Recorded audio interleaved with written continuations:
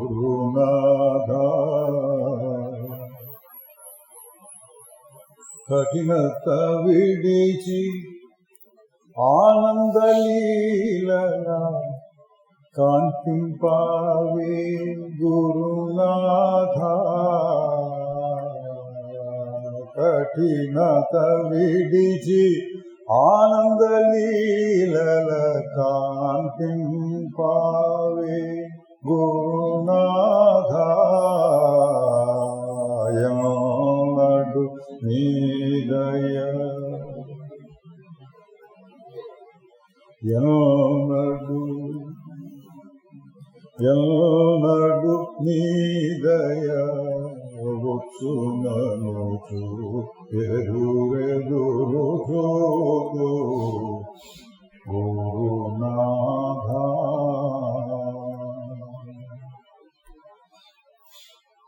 గురునాథ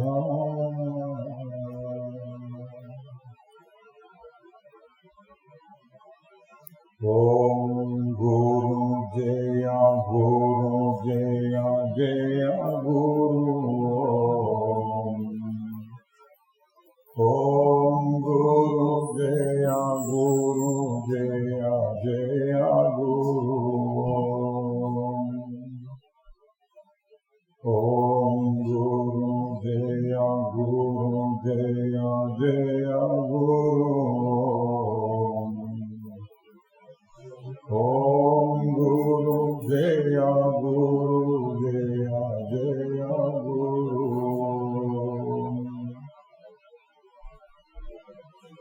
ఓం గురు జయ గురు జయ జయ గురు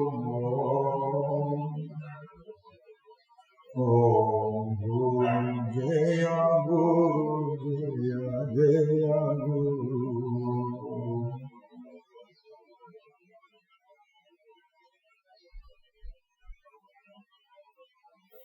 ఓం గురు జయ గురు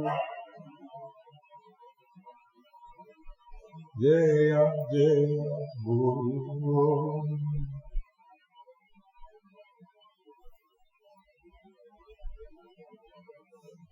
ఓం గురు జయ గురు జయ జయ గురు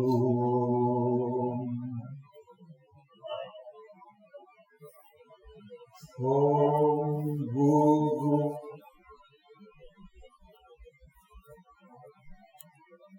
జయ గురు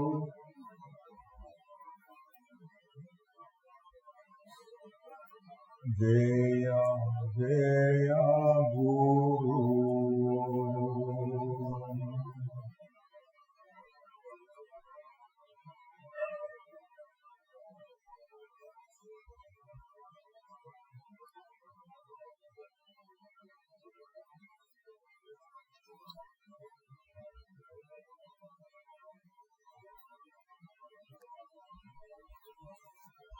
జనక మహారాజు చెప్తున్నారు అష్టావక్ర గీతలో. ఇది 2వ అధ్యాయం. మొదటి అధ్యాయంలో అష్టావక్రుడు జనక మహారాజు చెప్పింది. 2వ అధ్యాయంలో జనక మహారాజు తన అనుభవాన్ని వర్ణిస్తున్నారు. ఎవరి కోసం అంటే గురువు గారి కోసమే కాదు, మన కోసం అంటారు. ఈ గ్రంథం సాగింది. ఒకసారి అష్టావక్రుడి నోటి ద్వారా చెప్పించారు, ఇంకోసారి జనకుడి నోటి ద్వారా చెప్పించారు. రెండు కూడా గొప్పగానే ఉంటాయి. మనం చాలాసార్లు చూసాం అనుకోండి, ఇదే మొదటిసారి కాదు. మళ్ళీ ఒకసారి చూస్తున్నాం. ఎందుకంటే మళ్ళీ దాన్ని మననము అంటారు. తెలిసిన విషయమైనా మళ్ళీ మళ్ళీ దాన్ని అనుకుంటూ ఉంటే మనస్సులో గట్టిపడాలి. ఒక బాగా కాలిన ఇటుక రాయి లాంటివి తీసుకుని దాని మీద ఒక చుక్క నీళ్ళు వస్తే పీల్చుకుంటుంది, 2 చుక్కలు 3 చుక్కలు చొమ్ము నీళ్లు పీల్చుకుంటుంది. అట్లా ఇంకట మన మనస్సులోకి భావాలని బాగా ఇంకాలి. అందువలన విన్నదే మళ్ళీ ఎందుకు అదొక దృష్టి. అట్లా కాకుండా అదే విషయం మళ్ళీ 10 రకాల విషయాలు వింటే మనసు అంతా గజిబిజి అవుతుంది. ఏదో ఒకటో రెండో విషయాలు సారభూతమైనటువంటివి తీసుకుని మళ్ళీ దాన్నే లోపలికి దింపుతూ ఉండాలి. దీనిని మననము అన్నారు. మననం చేయంగా అది ధ్యానం. అట్లా మనస్సు నిశ్చలంగా ఆగుతూ ఆ భావాన్ని లోపల పెట్టుకోవడం స్థితి వస్తుంది. ఆ ఉద్దేశంతో మళ్ళీ ఇంకొకసారి చూద్దాం.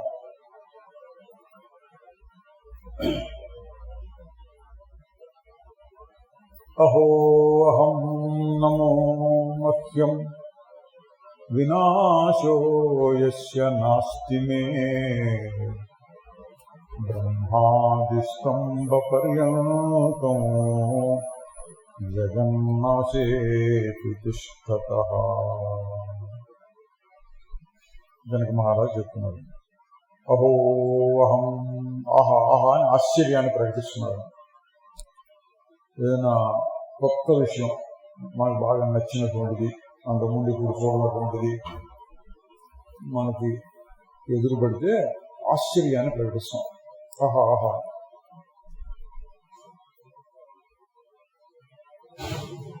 ఎందుకు అంతకుముందు ఇప్పుడు చూడలేదు, ఏదో కొత్తగా ఉంది, బాగా ఉంది, అదేంటి అరే అరే అరే అని పిల్లల్లో ఎక్కువగా అనిపిస్తుంది. ఎందుకంటే వాళ్ళు ఎక్కువ విషయాలు కొత్తగా చూస్తూ ఉంటారు. పెద్దవాళ్ళు చాలాసార్లు చూసిన మీదట వాళ్ళకి అటువంటి ఆశ్చర్యం కలగదు. కానీ పిల్లలు ఏదైనా కొత్త విషయం ఆహాహా అనుకుంటారు. జనక మహారాజు కూడా అటువంటి ఆశ్చర్యం కలిగింది. ఈ అధ్యాయం మొత్తం అట్లా చెప్పాడు. మొదటిది శ్లోకంలోనే మనకి చాలాసార్లు చూసాం. అహో నిరంజన శాంతో అని మొదలు. అహో అహో అంటే ఆహా ఆహా ఆహా ఆశ్చర్యాన్ని ప్రకటించడం. ఏమిటయా నీకు ఆశ్చర్యము అంటే తన స్వరూపమే దానికి ఆశ్చర్యంగా ఉంటాయి.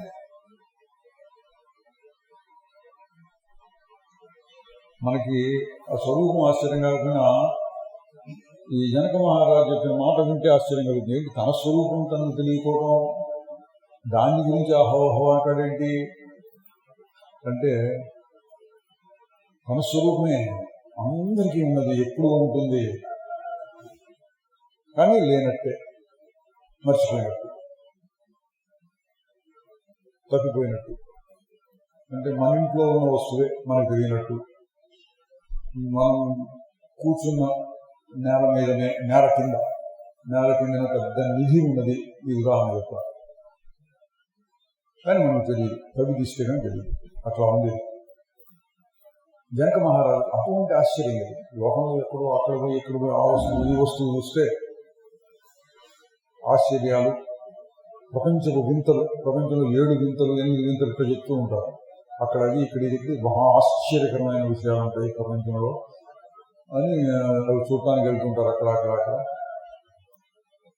ఆహా ఆహా అనుకుంటారు. జనక మహారాజు ఏం చేస్తున్నాడు, తన స్వరూపాన్ని చూసుకొని ఆహా ఆహా అంటున్నాడు. కానీ ఎందుకని అంతకుముందు తనను తాను చూసుకున్న పద్ధతి, ఇప్పుడు చూస్తూ ఉన్న పద్ధతి వేరుగా ఉంది. అంతకుముందు ఎట్లా చూశాడు, మనం చూసినట్టే అనుకోండి. నేను ఒక రాజు గారిని, నేను సింహాసనం మీద కూర్చున్నాను, నా సభలో ఇంతమంది మనుషులు ఉన్నారు, ఇప్పుడేదో అశ్వాకులు వారు వచ్చారు, ఆయన గౌరవించి గుర్తులో కూర్చోబెట్టాము, ఇటువంటి భావాలతో ఉన్నారు అనుకోండి.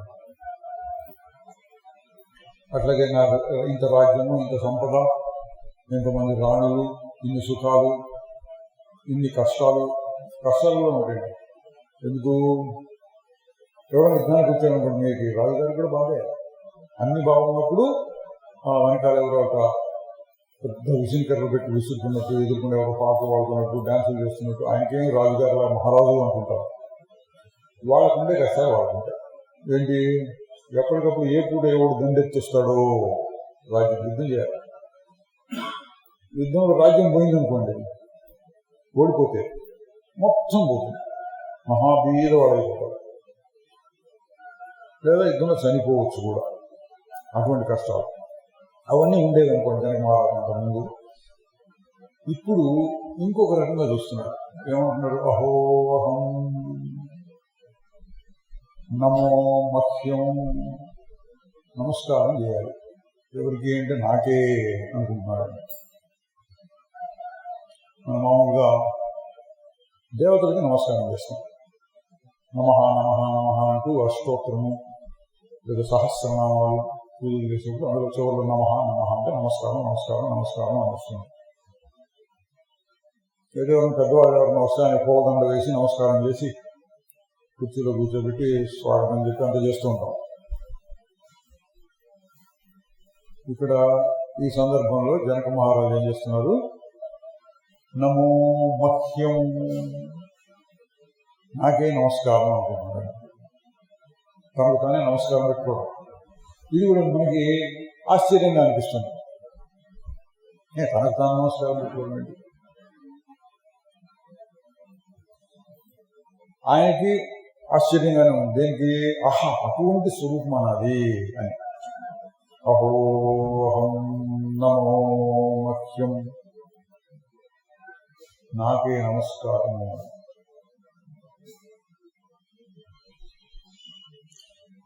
ఎటువంటి నేను అంటే ఆయన చెప్తున్నాడు, వినాశో యస్య నాస్తి మే, నాకు వినాశము లేదు, నశింపు లేదు, నశించుకోవడం లేదు.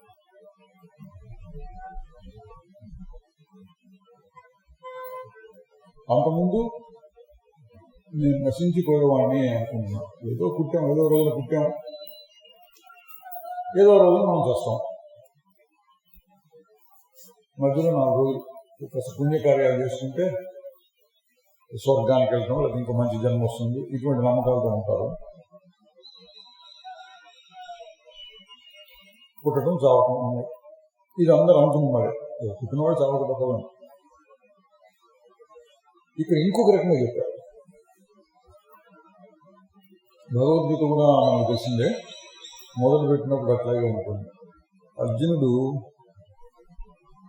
నా ఎదుర్కొండా చాలా మంది బంధువులు ఉన్నారు, వాళ్ళు చచ్చిపోతారు, అసలు నేనే కావచ్చు, మా వైపు కూడా ఎంతోమంది ఉన్నారు, చాలా మంది చనిపోవచ్చు, ఎట్లా ఇంత యుద్ధం ఎందుకు అనుకుంటుంటే శ్రీ భగవానుడు ఏం చెప్పారు? నశించటం అనే మాట లేదు, పుట్టడం లేదు, చావటం లేదు. ఏ దృష్టిలో చెప్పాడు? ఇంకొక దృష్టితో. భగవద్గీతలో ఒకటి మాట అక్కడ వచ్చింది, పుట్టినవాడు చావక తప్పదు, చచ్చినవాడు పుట్టక తప్పదు అనే మాట కూడా వచ్చింది. అది ఒక దృష్టితో చెప్పిన మాట. ఇంకొక దృష్టి చెప్పినప్పుడు ఎట్లా ఉంది? నువ్వు కానీ నేను కానీ రాజు కానీ ఎవరు చనిపోవడం అనేది ఉండదు. చనిపోవడం అనేది ఉండదు అంటే పుట్టడం కూడా ఉండదు. ఎట్లా కుదురుతుందండి? మనం చూస్తున్నాం కదా, అందరూ చనిపోతూ ఉంటారు. ప్రతి ఊరిలోనూ ఒక శ్మశానం ఉంటుంది, అవి వెళ్ళిపోతుంటారు చివరిలో. అంటే ఆ దృష్టితో చూసినప్పుడు అది రైటే, అందరూ చచ్చిపోతున్నారు ఒక దృష్టిలో. ఏంటి ఆ దృష్టి? శరీరము మనకు బాగా కనపడేది, బాగా అలవాటైంది, ఇదే ఎందుకంటే ఇంకోటి లేదు అనిపిస్తున్నట్టుగా ఉండేది ఈ శరీరం. ఈ శరీరం దృష్టిలో చూసినప్పుడు వినాశము ఉన్నది.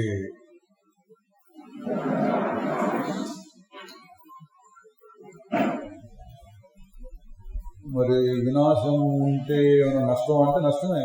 వినాశం ఉండకూడదు, ఉండకూడదు, ఉండకూడదు, మనం నశించకూడదు, ఎప్పుడు ఉండాలి, ఎప్పుడు ఉండాలి, ఎప్పుడు ఉండాలి. ఇది కదా మానవులే కాకుండా సర్వజీవులకి ఒక తపన, ఉండాలి, ఉండాలి, ఉండాలి, చావు తప్పించుకోవాలి, ఏదో రకంగా చావు తప్పించుకోవాలి అని.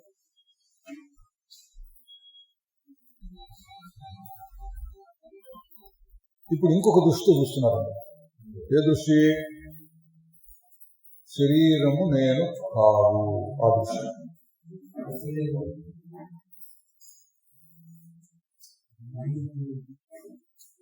శరీరం యొక్క దృష్టి పోయినప్పుడు ఇంకొక రకంగా అనిపిస్తుంది. శరీరం యొక్క దృష్టి పోవడం ఏంటంటే శరీరం ఇక్కడే ఉంటుంది, మరి దృష్టిలో మార్పు వచ్చిందన్న. దృష్టిలో అంటే చూసే పద్ధతిలో మార్పు. అది దృష్టి ఏదో మొక్క కనపడింది అనుకోండి, ఏదో పిచ్చి మొక్క అనుకున్నాం. తర్వాత ఎవరో వచ్చి చెప్పారు, ఈ మొక్క పేరు ఇది, ఇది చాలా రోగాలకు పనిచేస్తుంది, చాలా మంచి మొక్క అంటే ఆహా అప్పుడు దృష్టిలో మార్పు వచ్చింది. పిచ్చి మొక్క కాదు, చాలా విలువైన మొక్క అనుకున్నాం. అదే మనుషుల్లో కూడా వీడు సామాన్య మానవుడు అనుకున్నాం. తర్వాత చూస్తే వీడు చాలా గొప్పవాడు, వీడెవరికో వీడి తమ్ముడు అమ్మాయి మామ ఎవరో ఉంటారు అక్కడ, ఒక పెద్ద ఆఫీసరు, ఏదైనా పని కావాలంటే చేయించి పెడతాడు ఇట్లా అన్నారు అనుకోండి. ఓహో అని వాడి మీద మనకి ఇంకొక రకమైన అభిప్రాయం కలుగుతుంది. మార్పు, దీన్ని దృష్టిలో మార్పు అనొచ్చు, మనసులో ఒక చూసేటటువంటి పద్ధతి. బయట వస్తువు అట్లాగే కనపడుతుంది, మనం చూసే పద్ధతిలో మార్పు వస్తుంది, దాన్ని దృష్టి అనొచ్చు, దృష్టిలో మార్పు. ఇక్కడ సాధారణంగా అందరికీ సామాన్యంగా అంటే 100కి 100 మందికి అనుకోండి, 1000కి 1000 మందికి, 1,00,000కి 1,00,000 మందికి అని కూడా అనొచ్చు. ఉండే దృష్టి ఏంటంటే శరీరం నేను.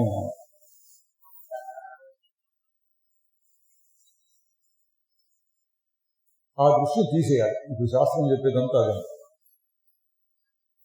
మొదటి అధ్యాయంలో అష్టావక్రుడు ఆ విషయాన్నే తెలియజేశాడు. శరీరం నువ్వు కాదు. మోక్షం ఎట్లా వస్తుందని అడిగితే అది చెప్పి ఇది చెప్పి అడిగి పిడిది ఈ భగవద్గీత చదువు, వ్యాఖ్యానాలు, భాష్యాలు చదువు, ఉపనిషత్తులు చదువు, ఇవంతా ఏం చెప్పకుండా తేలిగ్గా ఒక మాటతో చెప్పాడు. శరీరాన్ని వేరు చేసుకో, అదే మోక్షం, ఇప్పటికిప్పుడే మోక్షం అన్నాడు. శరీరాన్ని వేరు చేసుకొని చూడు. శరీరాన్ని ఎట్లా వేరు చేసుకుంటారండి అంటే అది దృష్టిలో మార్పు.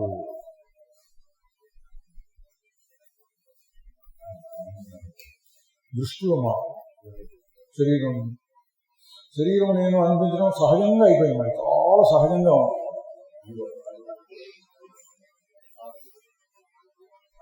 దాన్ని మార్చాలి.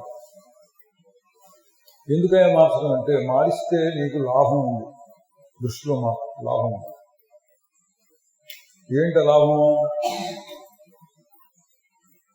అంటే మొదటి ఇప్పుడే ఈ క్షణమునందే సుఖివి శాంతుడవు, బంధాల నుండి విముక్తుడవు కాగలవు. సుఖివి శాంతుడవు బంధముక్తుడు. ఇప్పుడు దేహం వేరు చేసుకొని ఉండగలిగితే అటువంటి లాభం ఉందండి. సుఖము, శాంతము, బంధముక్తి అనే లాభం ఉంది. కాబట్టి ఆ పని ఏమని చెప్తున్నారు.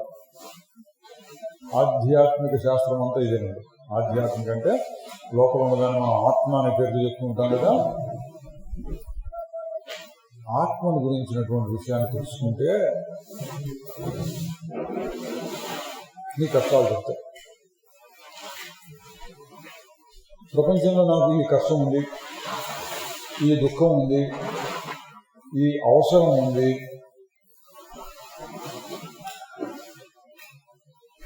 ఇవి నాకు సమకూరటం లేదు, నాకు కావాల్సినంత రావటం లేదు, వచ్చినా తగినంత రావటం లేదు, తగినంత వచ్చినా ఉండటం నిలబట్టం లేదు, అవి నిలబడ్డా నేను నిలబట్టం లేదు. ఇట్లా రకరకాల కష్టాలు. మరి ఏం చేయాలి అంటే పరిష్కారాలు ఉన్నాయి. ఏది ప్రతి సమస్యకు పరిష్కారాన్ని చూపిస్తారు కదా మనకి లోకంలో. ఇది నాకు బలహీనంగా ఉంది అని అరగదు, బాగా తింటే అరగట్లేదండి, ఏదో మందు వేసుకో, నాకు డబ్బు తక్కువగా ఉంది, సంపాదించు, ఎట్ట సంపాదించో తెలియట్లేదండి, సరే ఎవరి దగ్గర కూలి పనికి చేయదు, లేదా తర్వాత ఇంకో కొంచెం చిన్న వ్యాపారం పెట్టుకో, ఉద్యోగం చేసుకో, ఏం లేదు అడుక్కు తిను. ఇట్లా ఉంటాయి. ప్రతి సమస్యకి ఏదో పరిష్కారం ఉంటుంది లోకంలో. అసలు నీకు ఎన్ని సమస్యలు వస్తాయంటే పుట్టినప్పుడు పెద్దగా అప్పుడప్పుడు ఈ సమస్య, ఆ సమస్య, ఈ సమస్య, ఈ సమస్య, ఎన్నెన్నెన్నో సమస్యలు వస్తూ ఉంటాయి. అవి మనకి దుఃఖాన్ని కలిగించడానికి ప్రయత్నం చేస్తుంటాయి. దుఃఖం తప్పదన్నట్టుగా వస్తుంది. సరే తప్పదులే ఏం చేస్తాం అనుకుంటూ ఉంటారు. అది కూడా కొంతవరకు నయమే. తప్పదులే అనుకున్నట్టు నెట్టేసుకొని కొంత సుఖంగా ఉండొచ్చు, కొంత సుఖంగా. ప్రపంచంలో ఎన్నో రకాలుగా పనిచేస్తున్నారు. ఇంకొక రకమైనది చేయొచ్చండి. మన సమస్యకి ఇంకొక రకమైన పరిష్కారం ఏంటంటే ఇక ఈ శాస్త్రంలో చెప్పేది, ప్రాపంచిక సమస్యలకి ప్రాపంచికమైన పరిష్కారాలు ఒక్కొక్క సమస్యకి ఒక్కొక్క ఉపాయం తీర్చేసుకోవడానికి ఉంటాయి. అసలు అన్ని సమస్యలకి ఒకే పరిష్కారం, సర్వరోగ నివారణ అంటుంటారు. ఏ రోగం వచ్చినా సరే ఇదే మందు. ఇక అటువంటి మందు కనిపెట్టారనుకోండి, మన వైద్య శాస్త్రము, డాక్టర్లు, ఎన్ని రకాల ఏ వచ్చినా సరే ఒక మందు వేసుకుంటే సరిపోతుంది. అటువంటి శాస్త్రం ఇది అన్నారు. ఎందుకు పరిశోధన చేశారు. ఇప్పుడు ఎట్లాగైతే ఈ సైన్స్లు ఇవన్నీ వచ్చి రకరకాల పరిశోధన చేసి కొత్త విషయాలు రోజు కొత్త కనిపెడుతున్నారు. అట్లా పూర్వం ఈ విధమైన పరిశోధన చేశారు. ఎవరు మహర్షులు అంటాం మనం. పరిశోధన చేసి అసలు కష్టం ఎందుకు వస్తుంది, అసలు కష్టం రావాలని ఏంటి, అసలు ఏ కష్టం లేకుండా ఉండలేమా, ఇట్లా ఆలోచించి ఉండొచ్చు అన్నారు. ఏ కష్టము లేకుండా ఉండొచ్చు, సుఖంగా ఉండొచ్చు. ఎట్లాగూ అంటే నీ స్వరూపాన్ని నువ్వు తెలుసుకుంటే, నువ్వు తెలుసుకుంటే కష్టం లేదు. నన్ను నేను తెలియకపోవడం అంటే నా సంగతి నాకు తెలియదా అంటే, తెలుసా, ఏం తెలిసి చెప్పు అన్నారనుకోండి. నేను ఫలానా, నా పేరు ఇది, ముందు నా పేరు ఫలానా, మా ఊరి పేరు ఫలానా, నా వయస్సు ఇంత, నా కుటుంబం ఇంత, నా బంధువర్గం ఇంత, నా సంపాదన ఇంత, ఇట్లాంటివన్నీ చెప్పుకుంటాం. నేనంటే అందరికీ తెలిసిందే, ఇది నా సంగతి నాకు తెలీదా అన్నట్లుగా ఉంటుంది. ఆ విధమైనటువంటి తెలివి, ఆ విధమైనటువంటి జ్ఞానం వలన మీకు కష్టమే పెరుగుతుంది, కానీ కష్టాన్ని తీసివేయడం ఉండదు. ఎందుకని నేను ఇటువంటిది నీ గురించి చెప్పుకుంటే అందులో అని కొన్ని మంచి ఉంటాయి, కొన్ని అంత మంచివి కాని ఉంటాయి. మంచివి కాని చెప్పుకోవడానికి మనం సిగ్గుపడతాం, వాటిని మార్చుకోవడానికి చూస్తాం. నేను పనికి మాలిన వాడినండి, నాకు తిండికి లేదు, అడుక్కు తింటున్నాను, ఇట్లా చెప్పుకోవాలని సిగ్గు కూడా పడుతున్నాను. మారిపోతూ ఉంటుంది. నువ్వు అంత దర్జాగా ఉన్నావు అనుకున్న పరిస్థితులు మారిపోతుంది. ఇవన్నీ ఆలోచించిన తర్వాత ఏం చెప్పారంటే, శరీరంతో ఉన్నప్పుడు శరీరం నేను అని ఫలానా అని చెప్పుకున్నప్పుడు నీకు ఈ కష్టాలు వస్తున్నాయి. శరీరం కాకుండా వేరుగా ఒకటి ఉన్నది, దాన్ని కనుక మనం పట్టుకోగలిగితే అన్ని కష్టాలు పోతాయి. సర్వరోగ నివారణ. వేరుగా ఏముంది, శరీరం కంటే వేరుగా ఏముంది అంటే ఏదో ఒకటి ఉందండి. శరీరం కంటే వేరుగా లోపల ఒక పరమాత్మ ఉంటాడు. సర్వభూతముల యొక్క హృదయములందు ఒక పరమాత్మ ఉంటాడు. ఆ పరమాత్మను తెలుసుకో అన్నారు. అట్లా కూడా చెప్పచ్చు, హృదయములు ఎందున్న పరమాత్మ అని చెప్పచ్చు. లేదా నా యొక్క అసలు స్వరూపం ఏంటి అని ఆలోచిస్తే అది తెలుస్తుందన్నమాట. కొత్తది కాదు, అప్పటి వరకు ఉన్నదే ఓహో ఇదా అని అప్పుడు అర్థం అవుతుంది.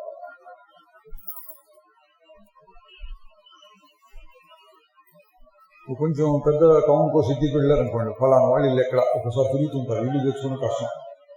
ఫలానా ఇప్పుడు ఫోన్ వచ్చినాక నేను ఫోన్ చేసి ఎక్కడ వీళ్ళు ఎక్కడ అడుగుతున్నారు.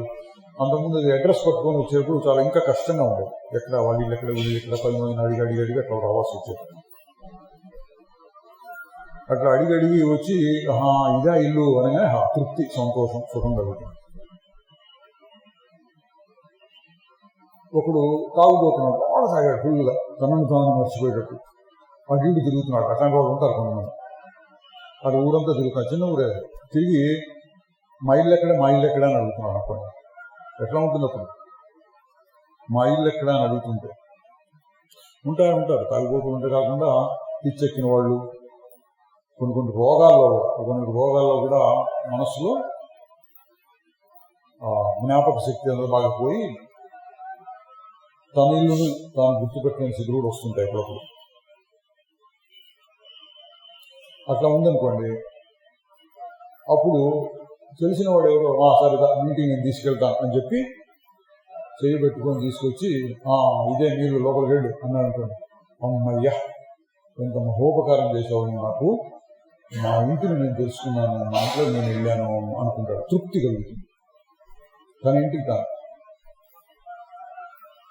అప్పుడు జనక మహారాజు చెప్పినట్టు చెప్తారన్నమాట. అహోహం ఆహా ఆహా రే నా ఇల్లు నేను కనుక్కున్నానే ఈరోజు, నా సంగతి నాకు తెలిసింది. అట్లా ఇప్పుడు తన సంగతి తాను తెలుసుకోవడం, శరీరం నేననుకోవటం సహజంగా వచ్చేస్తుంది, అందరికి వచ్చేసింది. ఎందుకు శరీరానికి ఏమన్నది నాకే ఏదో అయినట్టు వెంటనే అనిపిస్తుంది.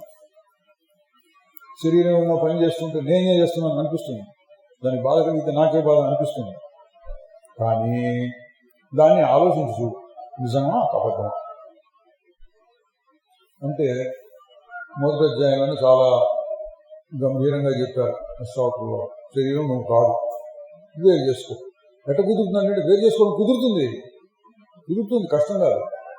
ఎట్లా కుదురుతుందండి అంటే మామూలు వేరు చేయడం అంటే ఇక ఒక పెద్ద కత్తెర తెచ్చి బట్ట ముక్కను వేసినట్టు, గుడ్డలు పెట్టి ఒక చెట్టు కొమ్మను నరికేసి బయటపడేసినట్టు ఇట్లా వేరు చేయటం కాదు. ఇంకో రకంగా వేరు చేయొచ్చు. ఎట్లా? దృష్టిలో మార్పు, ఇంకా చెప్తున్నా, దృష్టిలో మార్పు, చూసే పద్ధతిలో మార్పు. చూసే పద్ధతిలో మార్పుతోటి వేరు చేయొచ్చు. ఇట్లా చూడొచ్చు, అట్లా చూడొచ్చు. ఎట్లా చూడమన్నారంటే అస్సలైన నేనెవరు చూడు. మనం అర్థం రమణ మహర్షి గారి బోధలు చూసాం, నిసర్గదత్త గారి బోధలు చూసాం. అట్లాగే అష్టావక్రులు వారు, అందరికి ఎవరు చెప్పినా అంతే, అష్టావక్రులు చెప్పినా, యోగ వాసిష్ఠులు చెప్పినా, శంకరాచార్య వారు చెప్పినా, అందరు చెప్పేదంటే నీ స్వరూపాన్ని నువ్వు తెలుసుకో.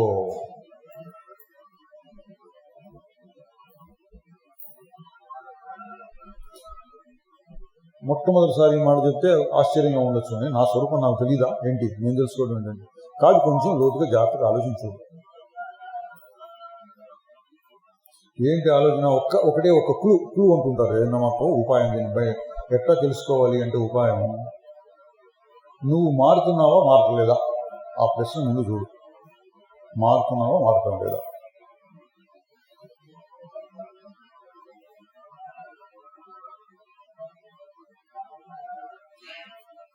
మనం ఆలోచించాము, మేము మారుతున్నాం మారట్లేదా అని.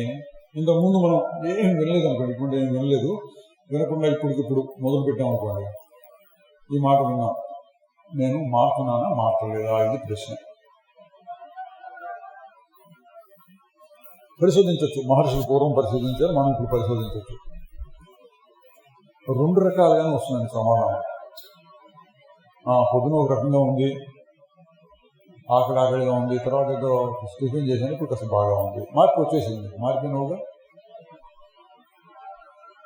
ఏడాది క్రితం ఒక రకంగా ఉండేవాడిని, ఇప్పుడు ఒక రకంగా ఉన్నాను, మార్పు వచ్చిందిగా.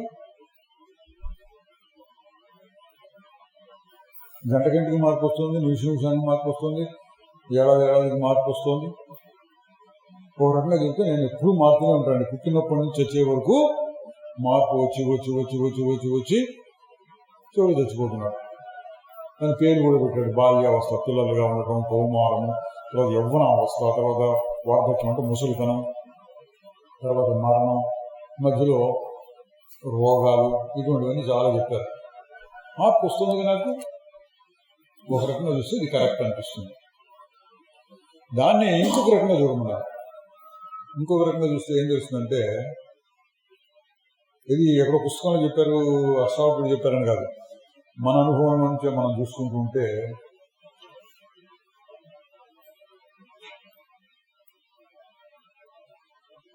నేను అన్న మాటను మనం ఏ అర్థంలో వాడుతూ ఉంటాం? మారుతున్నాను అన్న అర్థంలో వాడతాం, మారటం లేదు అన్న అర్థంలో కూడా వాడుతుంటాం. జాగ్రత్తగా వాడతాం.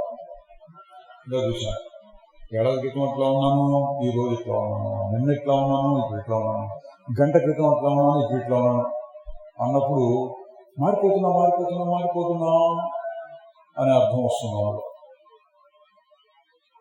దాన్నే ఇప్పుడు చెప్పిన మాటలనే ఇంకొక రకంగా చూడండి. ఏడాది క్రితం నేను అంటున్నావు, ఇప్పుడు నేను అంటున్నావు, గంట క్రితం నేను అంటున్నావు, నిమిషం క్రితం నేను అంటున్నావు. చిన్నప్పుడు పుట్టినప్పుడు 10 ఏళ్లకు 20 ఏళ్లకు 30 ఏళ్లకు 40 ఏళ్లకు నేను అనేటువంటి మాటను మాత్రం ఇదే రకంగా వాడుతున్నాం. ఊరికే మాట వాడుతున్నాము కదండి, నిజంగా కాదు. ఎందుకంటే మాట మారకుండా ఉంది, నేను అన్న మాట మారకుండా ఉంది. ఊరికే మాట మాత్రంగా నేను మాత్రం అదే మాట మళ్ళీ వాడుతున్నాము. కానీ నిజంగా మారుతున్నానేమో, ఊరికే మాట వరుసగా మారలేదు అన్నట్టుగా చెప్తున్నా అనుకుంటే కాదండి. నిజంగా మీ అనుభవంలో కూడా ఉండదు నేను మారటం లేదు అని. ఎట్లా? అదే నేను. మనం వచ్చానండి 3 నెలల క్రితం ఇక్కడికి వచ్చి, ఇక్కడేగా వచ్చారా మీరు? వచ్చానండి, నేను కూడా వచ్చాను అంటాం. అదే నేను, లేదా ఆ నేను మారిపోయిందా? ఇప్పుడు నిజంగా మారిపోతే ఏమనాలి? అప్పుడు ఒక నేను వచ్చిందని ఇప్పుడు ఇంకో నేను వచ్చింది అంటదా? అదే నేను ఇప్పుడు కూడా వచ్చాను. శరీర దృష్టి చూస్తే చాలా మార్పు వచ్చినాయి, మనస్సు దృష్టితో చూస్తే చాలా మార్పు వచ్చినాయి, మధ్యలో ఎన్నో కింద పట్టడం మీద పట్టడం కష్ట సుఖాలు అన్నీ చాలా చూసాము. కానీ నేనే అంటారు.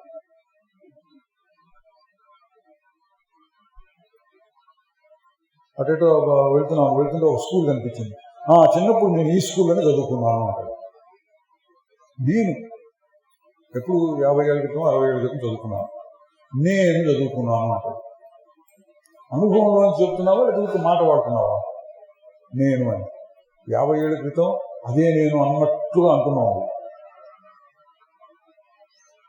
ఇది కూడా మన మాటల్లోనే ఉందండి. 2 రకాలుగా మాట్లాడుతున్నాం.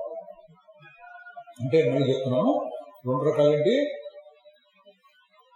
50 ఏళ్ళ క్రితం ఈ స్కూల్లో నేను చదువుకున్నాను అన్నప్పుడు స్కూలు మారిపోయింది, నీ శరీరము మారిపోయింది, నీ మనస్సు మారిపోయింది. కానీ నేను అన్నమాట అదే నేను అన్నట్టుగా వాడుతున్నావు. ఎవరో వేరే ఇంకెవరో చదువుకున్నాడండి చిన్నప్పుడు, ఇప్పుడు నేను వేరుగా ఉన్నాను అంటావా? అదే నేను అంటున్నాను. కానీ ఎన్ని మార్పు వచ్చినాయి శరీరంలో? అప్పుడే 3 అడుగులు ఉంటే ఇప్పుడు 6 అడుగులు మార్పులు వచ్చినాయిగా.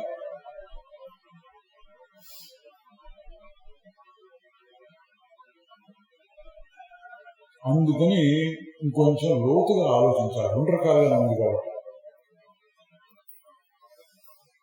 ఈ 2 వేరువేరుగా ఉంది. ఒక దృష్టితో చెప్తే నేను మారిపోతున్నాను, ఇంకొక దృష్టితో చెప్తే నేను మారిపోలేదు. ఇది దృష్టి అంటే చూసే పద్ధతి. చూడటం అంటే కంటితో ఉంది కాదు, మనస్సుతో చూసే పద్ధతి మార్పు ఉంది. సరే, ఇప్పుడు మనం చేయాల్సింది ఏంటంటే ఈ 2 రకాల అనుభవాలు మన దగ్గర ఉన్నాయి కాబట్టి ఈ 2 నిజం అంటానికి వీలు లేదు. 2 ఎందుకు నిజంగా అంటే వేరు కాబట్టి, ఒకదానికొకటి విరుద్ధం, వ్యతిరేకం కాబట్టి. 2 సమానమైనటువంటి విషయాలు అయితే ఉండొచ్చాను. ఎట్లా? నేనేదో 6 అడుగులు పొడుగున్నాను, ఏదో 40 అంగుళాల ఛాతీతో ఉన్నాను అని అనుకోండి. 2 వేరు, అది వేరు ఇది వేరు, అది 2 కలిసి ఉండొచ్చు. అట్లాగే నేను 6 అడుగులు పొడుగున్నాను, నేను 3 అడుగులు పొడుగున్నాను అన్నారనుకోండి. ఆ 2 కలవదు. ఏదో ఒకటి నిజం, ఒకటి అబద్ధం అయిపోతుంది. ఇట్లా ఉంటాయి కొన్ని. 2 కలిసి ఉండొచ్చు, విరుద్ధమైనటువంటి కలవడానికి వీలేదు. అట్లా ఉంటుంది. ఇట్లా ఉంది కాబట్టి మనం ఇప్పుడు దాని గురించి విచారణ చేస్తున్నాం. విచారణ అంటే ఏమిటి ఏమిటి ఏమిటి అని ఆలోచన. ఫలానా వాళ్ళు ఎక్కడ అంటే విచారణ చేసినట్టుగా మనం ఇప్పుడు మన గురించే మనం విచారణ చేసుకోవాల్సి వస్తుంది. మారుతున్నాను అన్నట్లు మన అనుభవంలో ఉంది, మారటం లేదు అన్నట్టుగా కూడా మనం చెప్పుకుంటున్నాం. ఏది నిజం అని చూస్తే బయట కనిపించేటటువంటిది ఫస్ట్, అందరికి ముందు బయట కనిపించేటటువంటిది శరీరం. రైట్, అది మారుతోంది, గ్యారంటీ. దాని గురించి పెద్దగా విచారం చేయగల మన శరీరం మారుతుంది, అందరూ ఒప్పుకుంటారు. ఇంకా ఏమున్నాయి మన దగ్గర? ఈ కళ్ళు, చెవులు, వీటిని ఇంద్రియాలు అంటారు. అవి మారిపోతున్నాయి, తెలిసిందే, దీన్ని వివరణ చేయక్కర్లేదు. ఇంకా ప్రాణం అంటే ఓపిక, ఒంట్లో ఓపిక ఎక్కువగా తక్కువగా ఉండటం మారిపోతుంది. మనస్సు అంటే ఆలోచించే శక్తి, జ్ఞాపకం పెట్టుకునే శక్తి, ఆలోచించి ఊహించి నిర్ణయించుకునే శక్తి, ఈ శక్తి కూడా మారిపోతోంది. అది ఇంకా తొందరగా మారిపోతుంది. క్షణక్షణం మనసు మారిపోతోంది. అప్పుడు అజ్ఞానిగా ఉండేవాడు ఇప్పుడు కాస్త జ్ఞానం పెరిగింది, ఇప్పుడు కాస్త అనుభవం పెరిగింది. ఇట్లా చెప్పుకుంటూ ఉంటాం లోక వ్యవహారంలో కూడా. అంటే మనసులో కూడా మార్పులు వస్తున్నాయి. మరి నేను అంటున్నాను, నేను మాట్లాడలేదు అన్నట్లుగా కూడా చెప్తున్నావు. ఎట్లా అంటే ఊరికే చెప్పడం కాదు, నిజంగానే ఉంది అటువంటి అనుభవం. దాన్ని మనం పట్టుకోవచ్చు. ఎక్కడ పట్టుకోవాలండి అంటే కైలాస యాత్ర అయితే అమర్నాథ్ గుహల్లోకి యాత్ర చేయక్కర్లా, మన దగ్గరే ఉంది. ఇక్కడికి ఇప్పుడు కూర్చొని ఇడ్లీ కాఫీ తీసుకుని హాయిగా కుర్చీల్లో కూర్చుని చూసుకోవచ్చు, మన దగ్గరే ఉంది. దానికేం పెద్ద పరిశ్రమ చేయడం, దానికి అర్హతలు ఉండాలి, క్రమశిక్షణ ఉండాలి, ఇటువంటి నియమాలతో చేయాలి, ఇవన్నీ ఏం లేవండి. ఇంక మీ స్వరూపమే. ఇక్కడ కావాల్సిందల్లా ఏంటంటే పట్టుదల దాని మీద. దీన్ని తెలుసుకోవాలి, ఇది కావాలి, ఇది కావాలి, ఇది కావాలని ఒక రంధి అంటాం కూడా. నిసర్గదత్త మహారాజు గారి చరిత్రలో మనం చూసాం. ఆయన ఏం చెప్పాడు, నేను అన్న భావం మీద నేను మనసు పెట్టి ఎప్పుడు చూసి నేనెవరు అసలు నేనండి దాన్నే దృష్టి పెట్టి నిలుపుతూ ఉంటే 3 సంవత్సరాలు పట్టడం నిలిపాను. కాస్త సమయం దొరికినప్పుడు నేను దాని మీద దృష్టి పెట్టి 3 సంవత్సరాలు అయ్యేటప్పుడు నాకు ఒక అనుభవం కలిగింది అన్నది. అది కావాలి, ఆ రంది మనసుని. దాన్ని తత్పరత అన్నారు. తత్పరత, దాని మీదే దృష్టి. ఏకపరత్వం లఘువాక్యంలోనూ యోగ వాసిష్టంలో వస్తుంది, మన ఆత్మారామం మొదటి పేజీలో కూడా వస్తుంది. ఏకపరత్వం అది ఉంటే చాలు, కనపడుతుంది. అది మనకు కావాల్సిన అర్హత ఏంటంటే దాని మీద దృష్టి పెట్టాలి, ఇదే తెలుసుకోవాలి, ఇదే నాకు ముఖ్యం అని అనిపించాలి. ఆ దృష్టితో చూస్తూ ఉంటే నేను విచారణ నాకు కుదరట్లేదు, సరే నేను అనుకుంటూ ఉండు, కాసేపు అట్లా చేసుకో. చేస్తే ఏం తెలుస్తుందంటే మారకుండా ఉంది. ఏది మార్పులేదు.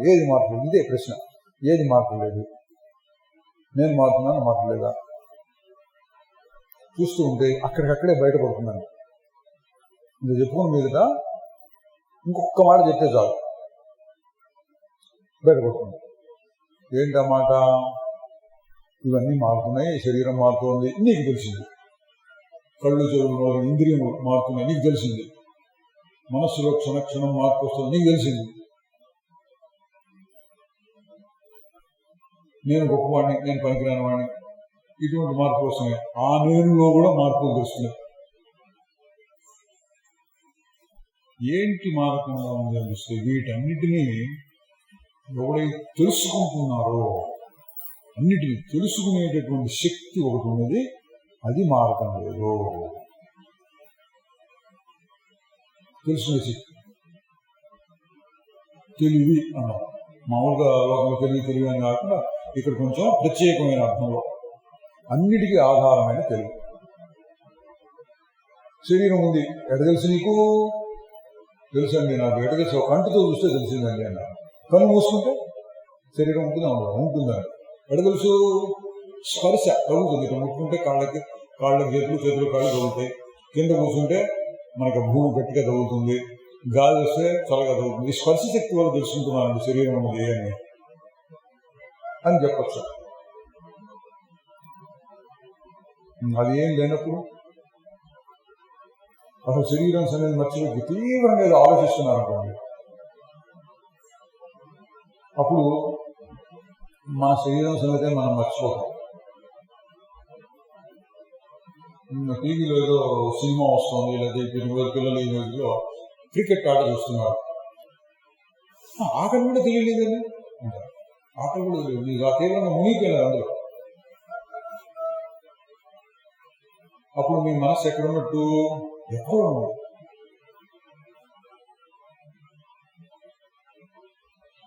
మరి మనస్సులో కూడా అటువంటి మార్పు వస్తుంది. ఎవరు తెలుసుకుంటున్నారు? శరీరం ఇట్లా ఉంది, మారుతోంది, ఎవరు తెలుసుకుంటున్నారు? ఇంద్రియములు, ప్రాణములు ఇవన్నీ మారుతున్నాయి అని ఎవరు తెలుసుకోండి? నా మనసులో కూడా మార్పు వస్తున్నాయని ఎవరు తెలుసుకుంటున్నారు?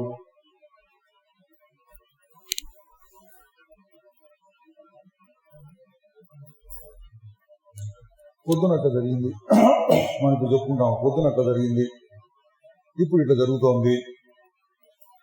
ఎవరికి తెలిసింది? నాకు తెలిసింది. పొద్దున సంగతి ఇప్పటి సంగతి రెండింటినీ కలిపి అప్పుడు ఇప్పుడు మార్పులు వచ్చేసినాయి పరిస్థితుల్లో అని చెప్పాలంటే అప్పుడు ఇప్పుడు ఒకటిగా ఉండి చూసిన వాడు ఉన్నాడు.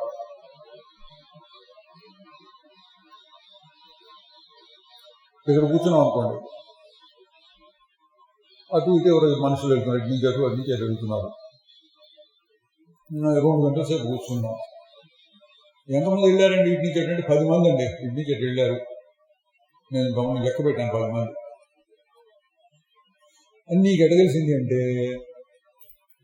నేను మారకుండా ఉండి చూశాను. నేను ఇక్కడ కరెక్ట్ కూర్చొని ఉన్నాను కాబట్టి. ఎంతమంది వెళ్ళారు అనే విషయం తెలియాలంటే నువ్వు మారకుండా కూర్చొని చూడాలి అక్కడ. అట్లా మనస్సులో నా మార్పులు వస్తున్నాయి, శరీరంలో మార్పులు వస్తున్నాయి అని నీకు ఎట తెలిసింది అంటే నువ్వు మారకుండా వాటిని తెలుసుకుంటున్నావు.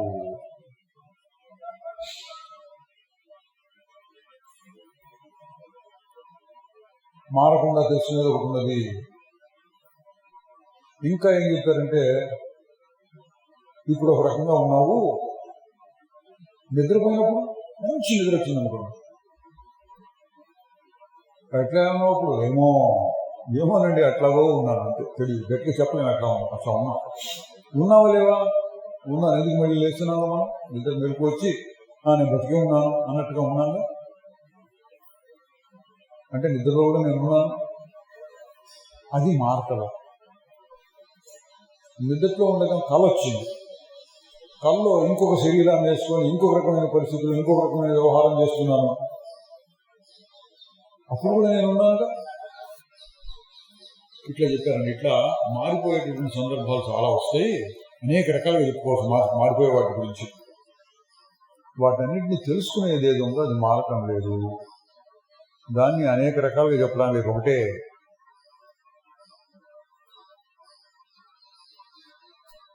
ఈ బాగానే ఉందండి, మారుతుంది అంటే అది మనకు బాగా తెలియటం ఎట్లాగా? ఉన్నది అని ఒప్పుకుంటాం, మారంది ఉన్నది ఒప్పుకుంటాం, కానీ దాన్ని మనం గట్టిగా చూసి అహో ఇదా అనాలి. జనక మహారాజ్ అహోహం అని ఆశ్చర్యం పెట్టాడు కదా, అట్లా ఆశ్చర్యాన్ని మనం పొందాలంటే దాన్ని ఇట్లా చూడాలి.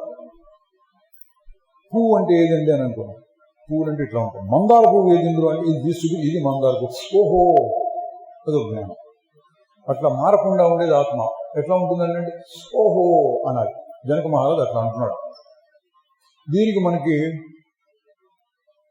సాధన అని కానీ యుక్తులు ఉపాయాలు కానీ చాలా చెప్పారు. అందులో ఒకటి ఈ మధ్య కాలంలో మనం చూసాం, 2 సంకల్పాల మధ్యలో ఇది లఘువాక్య వృత్తి చదివాము. ఆ మధ్య లఘువాక్య వృత్తిలో వచ్చింది, యోగ వాసిష్టంలో కూడా వచ్చింది, ఇంకా చాలా చోట్ల వచ్చింది. ఇది ఒకటే కాదు, మనం పట్టుకోవడానికి అవకాశం ఉంది. మనస్సు మారుతున్నా నేను మార్చలేదని కాకుండా ఇప్పుడు మనం చేసి చూడొచ్చు. ఎట్లా ఓం అని అనుకున్నాం, ఓం అంటే ఇది మనస్సు అనుకున్నాం. మనస్సులో ఓం అనేది ఒకటి వచ్చింది. ఏదో బొమ్మ అనుకోండి, టీవీలో బొమ్మ వచ్చినట్టుగా మన మనస్సులో దాని ఆలోచన అనొచ్చు, లేదా సంకల్పం అనొచ్చు, రకరకాల పేర్లు చెప్తుంటారు. ఏదో చలనం, ఏదో ఒక మార్పు వచ్చింది. అంతకుముందు ఎట్లాగో ఉండేది ఓం గురు 2 అక్షరాలు, ఇంకో మార్పు, ఇది ఒక రకమైన మార్పు అనుకోండి. ఓం గురు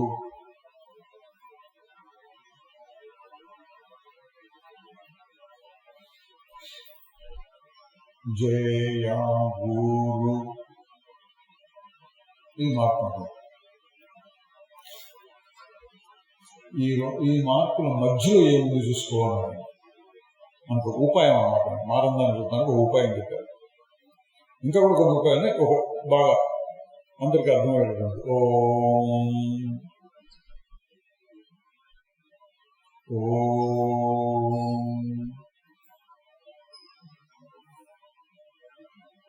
రెండు ఓముల మధ్యలో ఏమున్నది? రెండు ఓం. నేను అందరికీ తెలియటం కోసం పెద్దగా చెప్తున్నాను, మైకి పెట్టుకొని చెప్పుకుంటున్నాం ఓం అని. మీరు లోపల అనుకున్నారు అనుకోండి, బయట కనెక్ట్ లోపల అనుకోండి. లోపల అనుకుంటే మనస్సు, ఆలోచన, లేకపోతే ఒక చలనం, సంకల్పం అవి చెప్పచ్చు. బయట కంటేనేమో శబ్దం. రెండు శబ్దాల మధ్యలో ఏముంది అంటే బయటికి మధ్యలో ఓం గురు జయ గురు మధ్యలో ఏముంది అంటే నిశ్శబ్దం. రెండు శబ్దాల మధ్యలో నిశ్శబ్దం.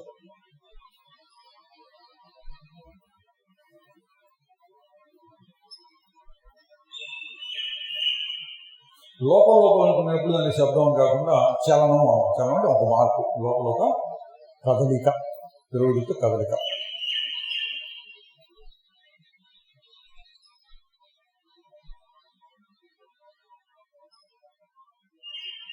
కదలిక లేనప్పుడు ఏముంది? ఓం కదలిక. ఆగినప్పుడు ఏముంది?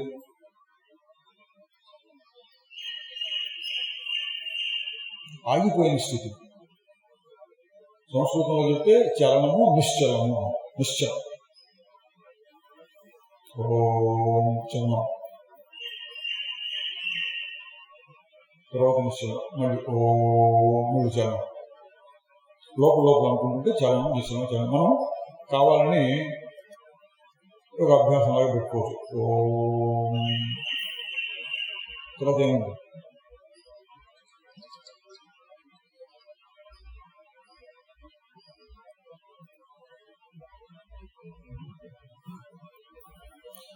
తర్వాత ఏముందని ప్రశ్న వేసుకుంటే తర్వాత ఏముంది అని ఆలోచన తిరుగుతూ ఉంటుంది. ఏం ప్రశ్న వేసుకోడు, ప్రశ్న కూడా లేదు, అంతే.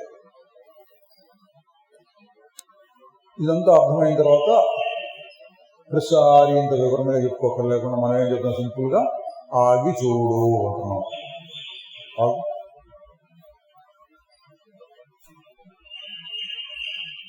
మీరు కావాలని ఓం అని కానీ గురు అని ఏవో పెట్టుకొని చూడవచ్చు. ఏమి లేకపోయినా ఏదో దానంతా ఒక ఆలోచన వచ్చింది, ఆలోచన వచ్చింది అనగానే పోయింది. మళ్ళీ కొత్త ఆలోచన వచ్చింది. ఆ రెండింటి మధ్యలో చూడొచ్చు. ఓం గురు పెట్టుకోవాలని లేదు.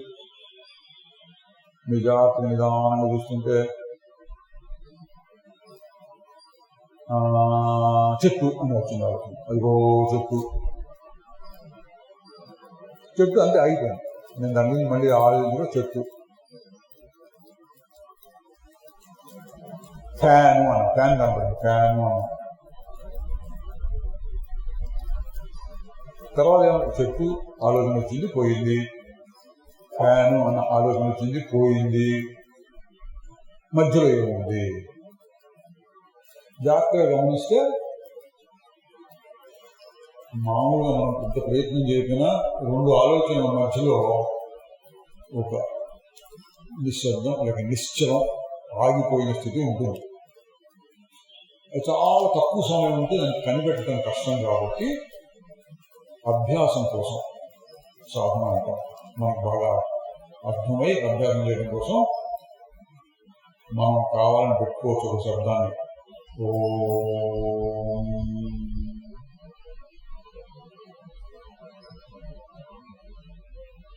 మాండూక్యోపనిషత్తును అందులో చేస్తుంది ఓంకారం గురించి చెప్తూ, ఓం అంటే అందులో 3 శబ్దాలు ఉన్నాయి. ఆ ఊ మా.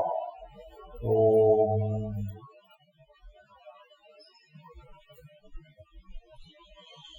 ఈ 3 శబ్దాల తర్వాత ఏముంది అంటే అర్ధమాత్రాన్ని పేరు పెట్టారు. ఒక స్వరం ఉంది అనుకో, ఇంకేదో స్వరం ఉంది. 3 శబ్దాలు ఆ ఊ మా 3 కలిస్తే ఓం అయింది. తర్వాత అర్ధమాత్ర అంటే స్వరం.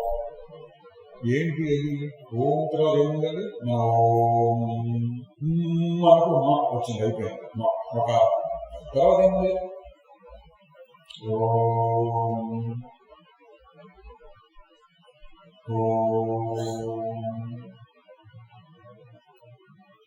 చిన్న నిశ్శబ్దమే. ఓం మనకు రావు మా వచ్చిన తర్వాత నిశ్శబ్దం. అదే ఆత్మ, అదే పరమాత్మ.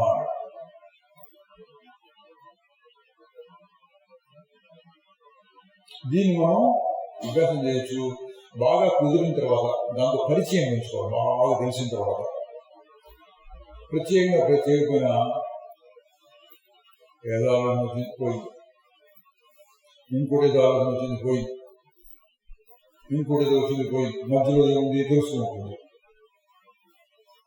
ఇప్పుడు ఆ నిశ్చల స్థితితో మనకు పరిచయం బాగా పెరిగినప్పుడు గుర్తించగలుగుతాం.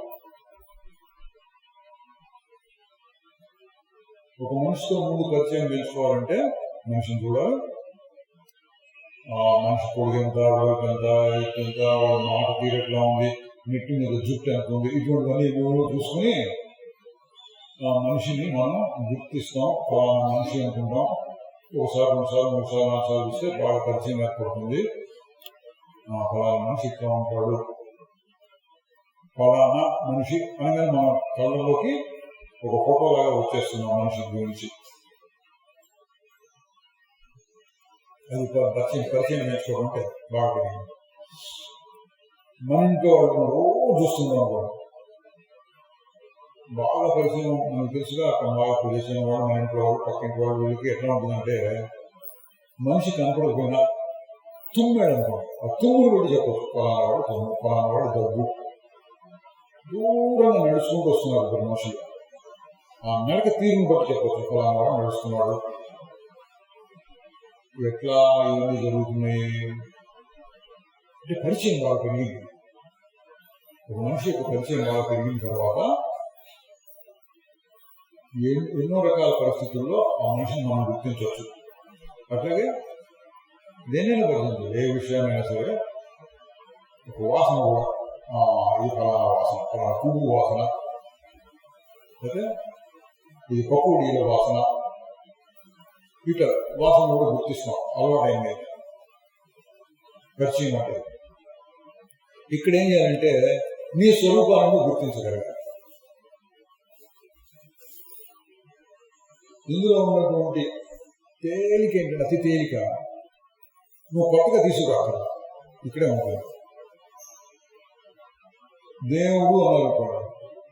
దేవుడు ఎట్లా ఉంటాడండి, ఎక్కడ ఉంటాడండి, ఆయన పేరు ఏంటండి, ఆయన జీవితం ఎట్లాగో ఉంటావు, ఆయన ఆకారం ఎట్లా ఉంటుంది, ఎంత పెద్దగా ఎంత చిన్నగా ఉంటాడు, ఆయన లోకం ఎట్లా ఉంటుంది, ఆయన పేరు ఇది, ఈ మంత్రాన్ని కనుక నువ్వు జపిస్తే ఆయన కనపడతాడు. ఇట్లా చెప్పుకుంటాను.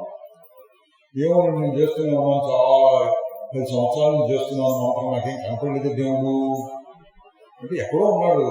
ఎప్పుడైనా వస్తాడా, నిజంగా వస్తాడు.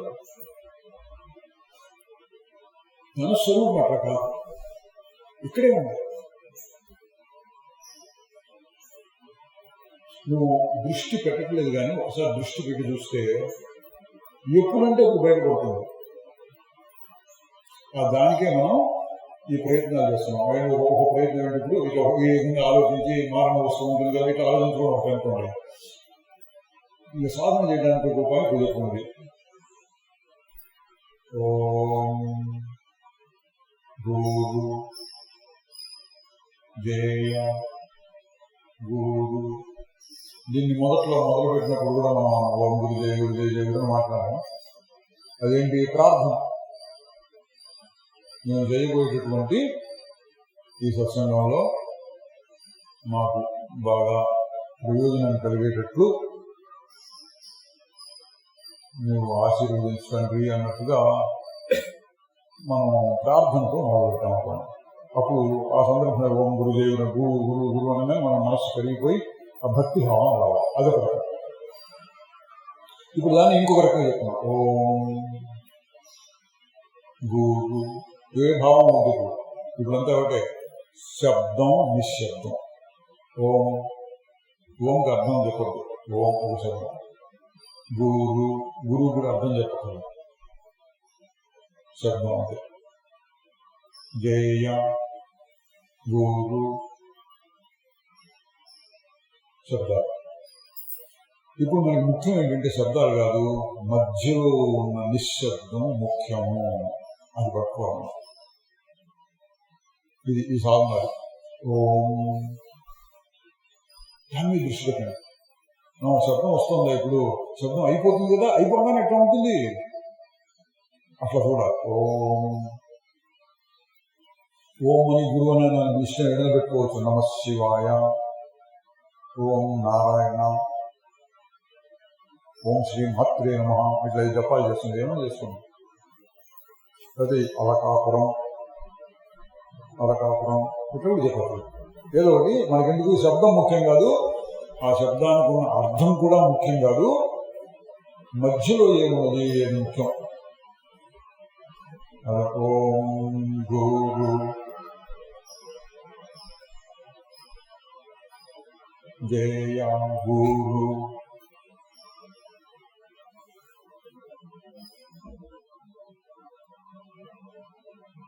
జయ జయ మధ్యలో చూడండి.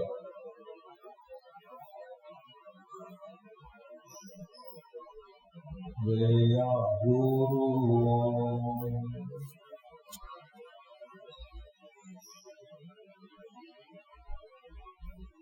మళ్ళీ కొంచెం సిద్ధాంతం చూద్దాం. సిద్ధాంతం ఏంటి? మొదలు చెప్తున్నా. నేను మారేదా మారిందా? నేనంటే మారేది. శరీరము, మనస్సు, ఇంద్రియములు, ప్రాణాలు, ప్రాణాలని మారుతున్నాయి. మారనిది ఏదో ఉంటుంది. నేను మాట వాడుతున్నాను కానీ అది ఎట్లా ఉంటుంది మనకు స్పష్టంగా తెలియదు. ఉంది, ఎప్పుడు ఉంటుంది. స్పష్టంగా తెలియటం కోసం కొంచెం ఆపి చూడు. మనసు కొద్దిగా ఆపి చూడు.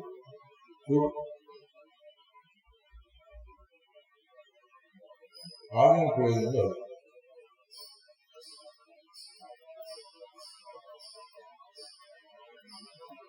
అవునండి, అది కూడా మారిపోతుంది కదా. వేయచ్చు ప్రశ్నలు వేయచ్చు. ఎందుకంటే ఈ జ్ఞాన మార్గంలో ప్రశ్నలు మంచిగా అన్నాడు. అది కూడా మా అడ్వర్టైజ్మెంట్ వస్తుంది, నరక మంచిదే అనుకుంటారు. అట్లా ప్రశ్న మంచిదే. వేయచ్చు, ప్రశ్న తెలుసుకోవచ్చు. ఎందుకు? మీకు బాగా తృప్తి కలగడం కోసం ఇప్పుడు ప్రశ్న చేయొచ్చు. అది కూడా మారిపోతుంది. మధ్యలో ఉన్నది కూడా అంటే కాదు. ఎందుకని? ఓం గురు, ఓం అక్షరం వేరు, భూ అక్షరం వేరు, రూ అక్షరం వేరు. ఎందుకంటే విశ్వం, విష్ణు, వసత్కారో, భూత, భవ్య, భవత్, ప్రభు, ఇక ఏదో చెప్తున్నా. విష్ణు నోటి చెప్తున్నాను. శుక్లాంబరం విష్ణు, ప్రతివర్ణం, చతుర్భుజం, ఇవన్నీ మారిపోతున్నాయి. శబ్దాలన్నీ మారిపోతున్నాయి. శబ్దం అంటే నోటి నుంచి బయటకు వచ్చి మారుతోంది. లోపల మనం లోపల అనుకున్నాం అనుకోండి, అంటే శబ్దం బయటికి రాకముందు మనస్సులో మారుతుంది. ఆగు అన్నా. మళ్ళీ కాసేపు చేయడం. సరస్వతి, నమస్తుభ్యం, వరదే, రాముడిని. ఇప్పుడు మళ్ళీ శబ్దాలు మారిపోయింది. ఆగు. మళ్ళీ ఆగిపోయినప్పుడు ఇట్లా మీరు ఎన్ని రకాలుగానే చేయండి. చివరికి మీరు ఒకటి బయటపడుతుంది. ఏమంటే శబ్దాలు బయటికి చెప్పే శబ్దాలు, లోపలేమో చలనములు, ఊహలు, చింతలు, ఆలోచనలు, అవి రకరకాలుగా వస్తున్నాయి. ఒకసారి ఓం అన్నా, ఒకసారి గురువు అన్నా, ఒకసారి శ్రీ గణేశ అన్నా, ఒకసారి శ్రీ సరస్వతి అన్నా. ఇవన్నీ మారిపోతున్నాయి. మధ్యలో ఉన్నది,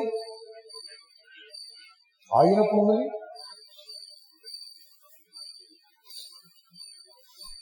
అది మార్పులేదండి. గమనించాలి, ఈ జాగ్రత్త గమనించండి. వినాయకుడి ప్రార్థన చేద్దాం. ఓం శుక్లాం వరదరం ఆయుషుడు, శశివర్ణం, చతుర్భుజం, ప్రసన్నవనం, ఈ శబ్దాలు మాత్రమే మధ్యలో నిశ్శబ్దం. ఇప్పుడు సరస్వతి ప్రార్థన కూడా సరస్వతి నమస్కృత్యం వరదే సమరూపిణి మారిపోయిన శబ్దాలు. మధ్యలో ఉన్నదానికి వినాయకుడి ప్రార్థన సరస్వతి ప్రార్థన సంబంధం ఏం లేదు. మీరు బూతు మాటలు మాట్లాడారనుకోండి, మీకు అలవాటు అనుకోండి, బూతు మాటలు మాట్లాడారు అయినా సంబంధం లేదు. దానికి మధ్యలో ఏముంది? రెండు బూతు మాటల మధ్యలో ఏముంది?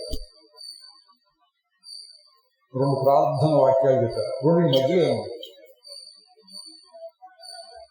దానికి మంచి చెడు అని లేదు, ఇది అదేం లేదు, పెద్ద చిన్న లేదు, ఇట్లా లేదు. ఆ మధ్యలో ఎప్పుడు ఒకటే రకంగా ఉంటుంది. ఇది గమనించాల్సింది. ఈ సాధన ఒకసారి 2 సార్లు 10 సార్లు 20 సార్లు ఎంతసేపు ఇప్పుడంతా ఒక్కొక్కటి ఒక 10 సెకండ్లు 20 సెకండ్లు ఓం గురు జయ ఇప్పుడు ఎన్నోసార్లు చేసేవాడు. ఇట్లా చేస్తూ ఉంటే మీకు మీ కింద మీకే తెలుస్తుంది ఏంటి మధ్యలో ఉన్నటువంటి నిశ్శబ్ద స్థితి, లేదా లోపల సంగతి నిశ్చలమైనటువంటి మనస్సు స్థితి నిశ్చలం, మారకం లేదు. ఎప్పుడు నిశ్చలం వచ్చినా అదే రకంగా ఉంటుంది.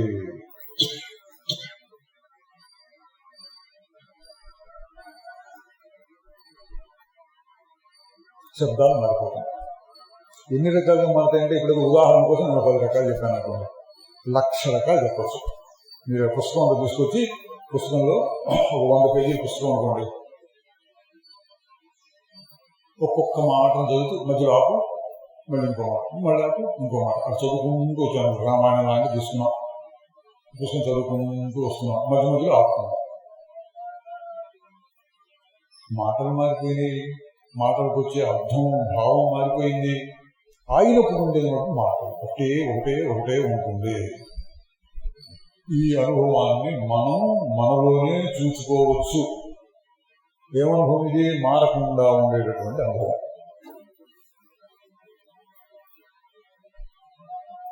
ఎన్నిసార్లు చూసినా అదే ఉంటుంది, మారలేదు. ఈ తర్వాత కూడా ఇంకొక ప్రశ్న ఇచ్చినాడు ఇంత చెప్పినాక, ఏంటి? ఎప్పుడు చూసినా అది ఒకటిగానే ఉంటుంది, కానీ మధ్యలో మార్పులు వస్తున్నాయిగా. నిశ్శబ్దం పోయి శబ్దం వస్తుందిగా, నిశ్చలం పోయి చలనం వస్తుందిగా. చలనం వచ్చిన సమయంలో నిశ్చలం ఉంటుందా ఉండదా? ఉండట్లేదు. నేను వేరే ఏదేదో ఆలోచించుకుంటూ ఉంటే నాకు నిశ్చల స్థితి దొరకట్లేదు కదా అనవచ్చు. దానికి కూడా చెప్పారు, దొరుకుతుంది నిశ్చల స్థితి. చలనంలో కూడా చలన అడుగున నిశ్చలంగా ఉంటుంది. ఇంకొంచెం జాగ్రత్త చూడాలి. ఇందాకేమో మధ్యలో ఏముందంటే కొంచెం తేలిక అంటే ఎవరికి పడితే వాడికి అర్థం అవుతుంది కాదు, కాస్త చూస్తూ అర్థం వాడికి అర్థం అవుతుంది. మరి చలనాలు వస్తున్నప్పుడు అది ఉంటుందా ఉండదా? ఇది పెద్ద ప్రశ్న. దీనికి ఏం చేయాలంటే ఇంకా సూక్ష్మంగా చూడాలి. ముందు మధ్యలో ఉన్నటువంటి నిశ్చలాన్ని చూడటం బాగా అలవాటు చేసుకుని, ఆ అలవాటు అయిన తర్వాత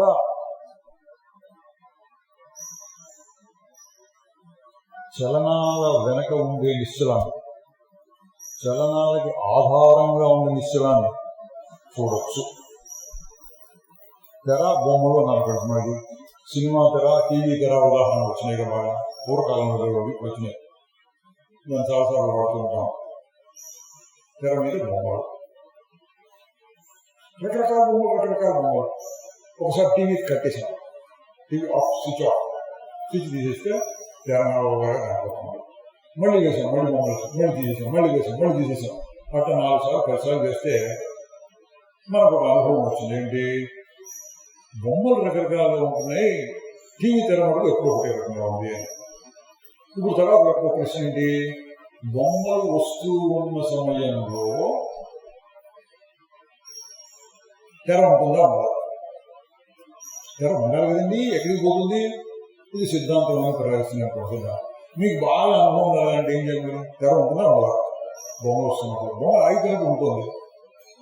బొమ్మలు రాగానే ఎక్కడికో వెళ్ళిపోయిందండి, బొమ్మ రాగానే మళ్ళీ వస్తుంది. అట్లాగా నీ అనుభవం కావాలంటే ముట్టుకోండి, దగ్గరికి వెళ్ళి బొమ్మలను పట్టించుకోకుండా చేతులు ఎక్కడికి తరిగి చూస్తే తెర ఉంది, ఇక్కడే ఉంది, తెర ఇక్కడే ఉంది, తెర ఎక్కడికి పోవాలి. ఇంకా జాగ్రత్తగా చూస్తే బొమ్మ రాకుండా మధ్యలో ఏదో చీకటి లాగానో వెళ్తు లాగానే ఏదో కాస్త చుక్కలాగానే ఉందన్నమాట. మధ్యలో చూస్తే ఇక్కడేం బొమ్మ లేదు, ఇక్కడ కూడా తెర ఉంది. ఇట్లా చూడటం మొదలుపెడితే చూడగలిగితే బొమ్మలు వస్తూ ఉన్నప్పుడు కూడా తెర ఉంది. ఎట్లా ఉన్నది? మారకుండా ఉన్నది. సిద్ధాంతం చెప్తే మాకు లేదు, ఒక్క నిమిషం ఎట్లా తీసేయి, అదే తెర ఉంది. మళ్ళీ రాని బొమ్మలు ఉన్నాయి, మళ్ళీ తీసేయి, అదే తెర ఉంది. ఎన్నిసార్లు చూసినా అదే తెర ఉంది కాబట్టి తెర మాత్రం లేదు. సిద్ధాంతం నీకు నమ్మకం కావాలంటే దగ్గరికి వెళ్ళి ముట్టుకొని చూసి ఇట్లా తెర ఉంది. బొమ్మలు వస్తున్నప్పుడు అదే ఉంది, ముట్టుకొని చూస్తే ఇట్లా ఏదో రకం మీ ఇష్టం, మీకు మీరు నమ్మకం కలిగించుకోవాలి. మాత్రం లేదు అంటే ఏంటి? చలనం ఉన్నప్పుడు కూడా ఉంటుంది, మనం చూడొచ్చు. అంటే ఇది కొంచెం సూక్ష్మంగా చూడాలి. సూక్ష్మం అంటే ఇంకా చురుకుగా చెప్పడం ఏంటి? నా సెల్ ఫోన్కి ఎక్కడో పెట్టానండి అన్నారు. చూడండి అక్కడ చూసే కనపడింది. సూది పడిపోయిందండి, సమయం సూది పడిపోయింది. నేను ఏదో దారంతో ఏదో కుడుతుంటే సూది పడిపోయింది చూడండి అని అనుకున్నాను. సూది పడిపోయింది చూడంటే సూక్ష్మంగా చూడాలి. కన్ను ఇంకా బాగా ఏకాగ్రం చేసి పచ్చని విషయాలన్నింటినీ పక్కకు నెట్టేసి ఆ సూది బొమ్మ ఒక్కటి మనసులో పెట్టుకుని అక్కడ చూస్తుంటే ఇప్పుడు కనపడితే దాన్ని గుర్తిస్తాం. అది సూక్ష్మంగా చూడటం. ఇప్పుడు మనం కొంచెం సూక్ష్మంగా ఓం గురు, ఇది కొంచెం తేలిక చాలా మందికి, మరి 100 మంది కాబట్టి చాలా మందికి ఈ విషయంలో ఆసక్తి ఉన్న వాళ్ళందరికీ అనుకోవచ్చు, తేలిక తెలుస్తుంది. ఓం మధ్యలో చూడండి, ఓం గురు జయ గురు జయ. ఇప్పుడు మన ఫోకస్ అంటారు, ఒకటి ఏకాగ్రత దేని మీద ఉంది? మధ్యలో ఉన్నదాని మీద నిశ్చయం. ఇప్పుడు నేనేం చెప్తానంటే, బొమ్మలు వచ్చే సమయంలో కూడా తెర మారకుండా ఉన్నట్లుగా శబ్దాలు వచ్చే సమయంలో కూడా ఆధారమైన నిశ్శబ్దం, మనసుతో చెప్పే చలనాలు వచ్చేటప్పుడు కూడా ఆధారమైనటువంటి నిశ్చలం ఉంటుంది. ప్రయత్నం చేయండి. ఈసారి నేను మధ్యలో ఆపకుండా చెప్తూ ఉంటాను. నిశ్శబ్దం ఉందా లేదా, నిశ్చలం ఉందా లేదా. ఓం గురు జయ గురు. ఇప్పుడు ఏం చేయాలి? ఇందాక ఏ నిశ్శబ్దాన్ని నిశ్చలాన్ని చూచారో దాన్ని దృష్టిలో పెట్టుకొని దీన్ని వింటూ ఉండాలి. దాన్ని దృష్టిలో పెట్టుకుని దీన్ని వినాలి. ఓం గురు జయ గురు. దీన్ని పట్టించుకోకూడదు, ఈ శబ్దాన్ని పట్టించుకోకుండా ఉండాలి. శబ్దాన్ని పట్టించుకోకుండా ఇందాకే ఖాళీలో ఉన్న విషయాన్ని చూచామో దాని మీద దృష్టి పెట్టి అది ఉంటుందా ఎట్లా ఉంటుంది చూద్దాం అన్నట్టు దృష్టించే. ఓం గురు జయ గురు. ఏమొచ్చాడు? ఓము గురము. గురువుగా ఎట్లా అర్థం చెప్పుకుని భావంలో పోతే అడిపడిపోతారు, ఆ భావంలో పడిపోతారు. ఏం చెప్పదు? ఓం గురు జయ గురు జయ జయ గురు. ఇన్ని శబ్దాలు వచ్చినాయి, ఎప్పుడొచ్చినాయి అవి? చూడండి, శబ్దాలు ఎక్కడి నుంచి వస్తున్నాయి అని ప్రశ్న వేసుకొని చూడండి. ఓం గురు జయ గురు జయ జయ గురు.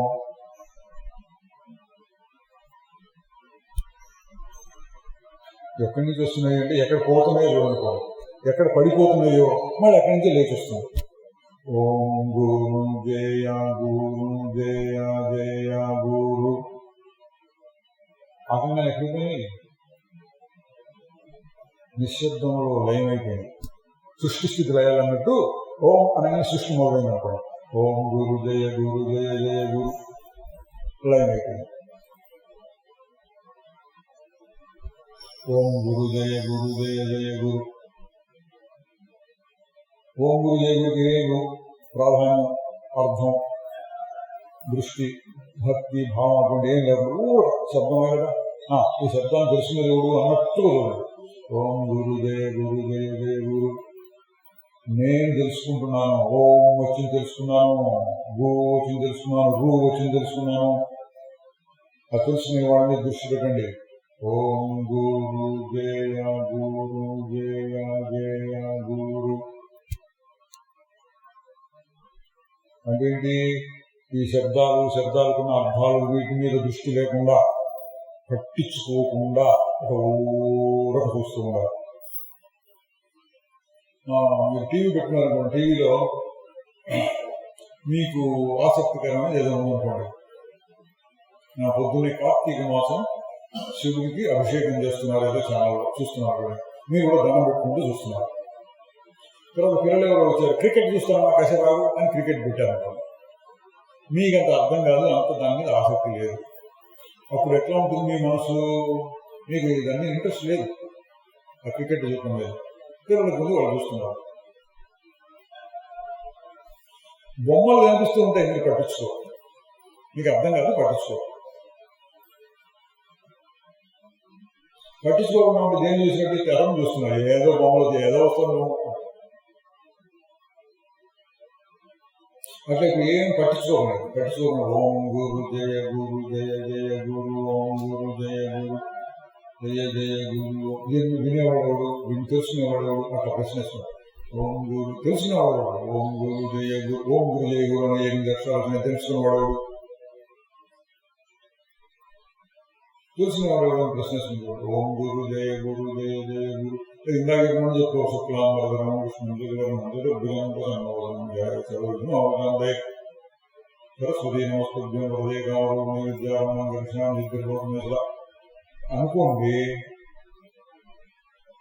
వాటిని చూసేవాడు అన్నా ఇంకో రకంగా వెళ్తే అన్ని మార్పులు వచ్చినాయి, మార్పుగా ఉండేది అట్లాగని ప్రశ్నించుకోవచ్చు. చూస్తే మీకు తెలుస్తుంది, అవి వస్తూ ఉన్నప్పుడు కూడా వెనక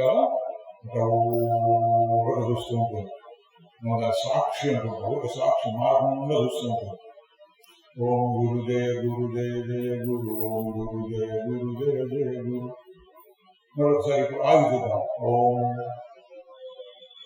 గురు, దీన్ని బాగా పట్టుకోండి. ఓం గురు మధ్యలో లెక్క ఉంటుంది. ఓం గురు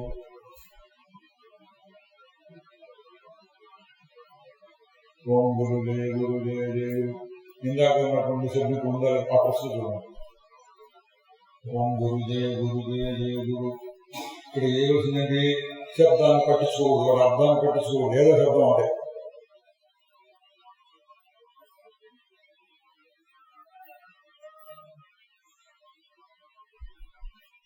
అహోహం నమో మహ్యం వినాశో యస్య నాస్తి మే. వచ్చిపోయింది.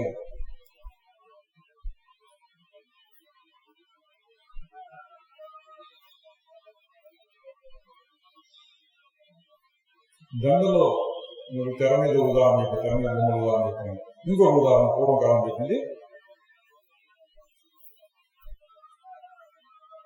ముత్యాల దండ. ప్రతి ముత్యానికి అడుగున దారం ఉంటుంది. దారం అసలు ముఖ్యం దారమే. దారం లేకపోతే ఏ ముత్యానికి అమృతం పడిపోతాయి. అన్నింటినీ కలిపి ఒకటిగా కట్టడానికి దారం ఉపయోగిస్తున్నాం. ఎవరికైనా పిల్లవాడికి చెప్పాలనుకోండి, ఇదిగో ముత్యాలు అడుగున దారం ఉంటుంది అంటే వాడికి అర్థం కాదు. మొట్టమొదటిసారి చూసిన చిన్నపిల్లాడు చదువుతుంది, అలాగే అర్థమయ్యేటట్టు చెప్పాలి. ఏం చేయొచ్చు, ఒక పూసని కొంచెం అటు జరిపి చూడు, పక్కకి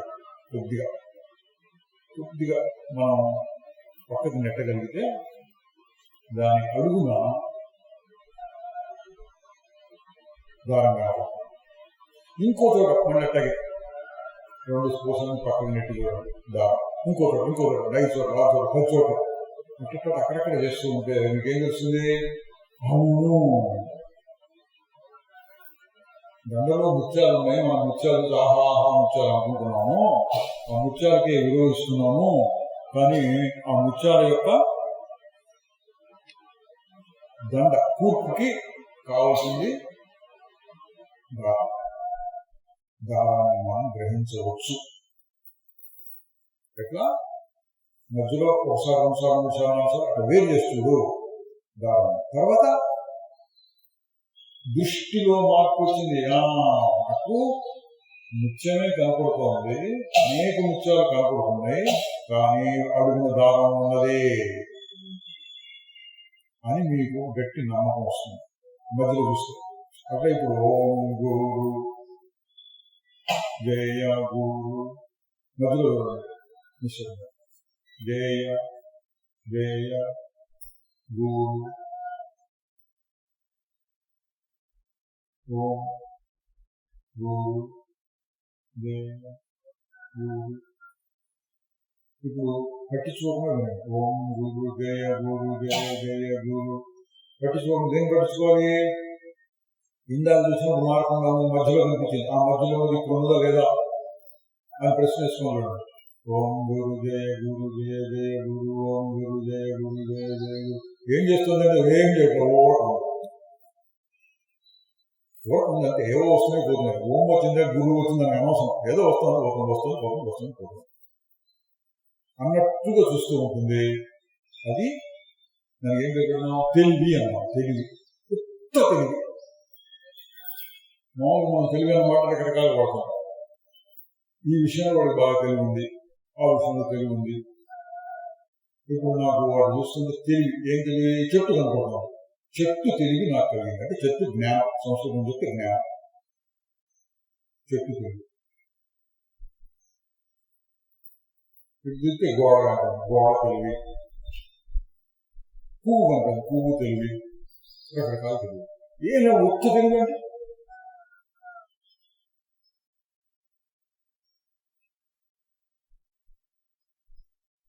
ఒక్క తెలివి అంటే ఎట్లా ఉండాలి?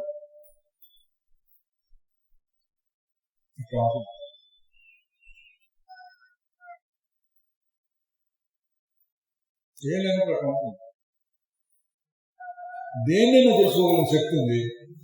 ఏమీ లేనప్పుడు కూడా శక్తి ఉంటుంది. ఆ తెలివి శక్తి, అది తెలివి ఉంటుంది. ఏమీ లేనప్పుడు కూడా ఉంటుంది, అన్నీ ఉన్నప్పుడు కూడా ఉంటుంది. పైపైన ఎన్నో మార్పులు వస్తున్నాయి, అప్పుడు ఉంటుంది. ఏ మార్పులు లేకుండా అప్పుడు ఉంటుంది. అది ఉత్త తెలివి, ఆధారమైన తెలివి. ఓం గురు జయ గురు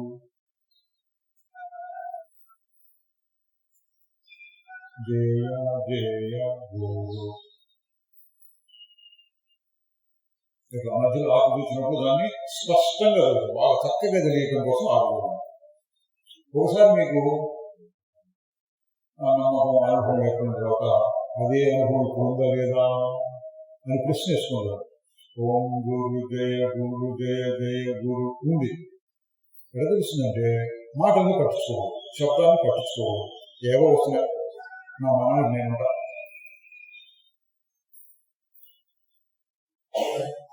మనకు ఏదో కొత్త భాషలో మాట్లాడుతున్నాం, మనకు తెలియదు. చైనా భాష, జపాన్ భాష ఉన్నాయంట.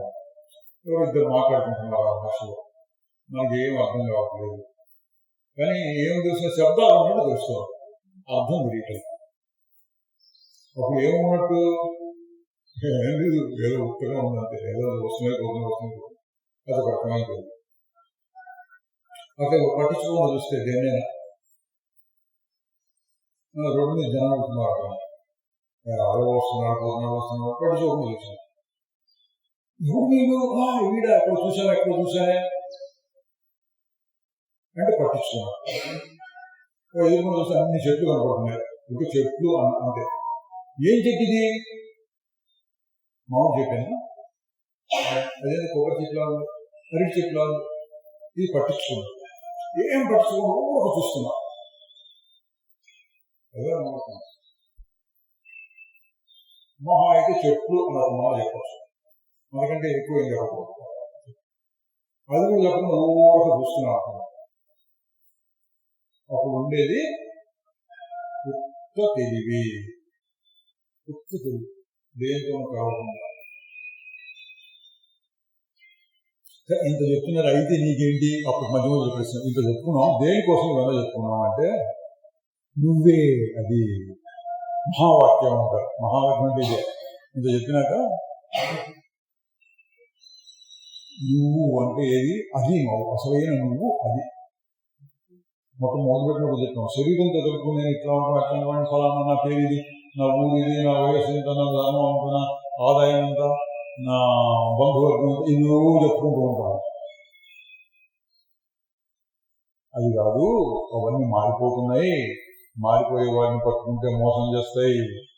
అది కాదు, నీలోనే నేను అంటున్న అసలైన అర్థం ఒకటి ఉంది. ఏంటది? ఆగి చూడు.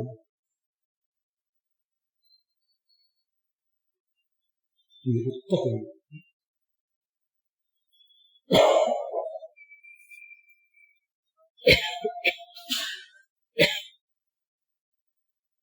అది ఉత్త తెలివి. ఆ ఉత్త తెలివియే నేను. అది నేను ఏం తెలుపుతున్నానంటే అది మారలేదు కాబట్టి కాదండి. శరీరం అది మారిపోతుంది. పెద్ద మార్పు అనేది వస్తుంది. చిన్న చిన్న మార్పు రోజు రోజు వస్తుంటాయి, క్షణక్షణం వస్తుంటాయి. వయస్సు పెరిగిన కొద్ది ముసలితనం వస్తుంది. ఇటువంటి మార్పులు చాలా వస్తుంటాయి. పెద్ద మార్పు అనేది ఒకసారి తెచ్చుకోవాలి. నువ్వు మార్పు ఎటువంటి మార్పు వచ్చినా నువ్వు మార్పం లేదు కాబట్టి ఇప్పుడు ఎటువంటి మార్పులు బయట కనపడుతున్నా శరీరంలో, మనసులో, ఇంద్రియాల వాటిలో, బయట నుంచి వచ్చే జ్ఞానాల్లో ఎటువంటి మార్పులు వచ్చినా పట్టించుకోకుండా చూడగలిగిన శక్తి ఒకటి ఉంది. అది మార్గం లేదు, మార్గం లేదు, మార్గం లేదు. మీకు ఏది కావాలి? రెండుతో ఏది ఇష్టం? మారేది ఇష్టమా, మారేది ఇష్టమా? అంటే ఇక్కడ ఇష్టానిష్టాలతో సమానం లేదండి.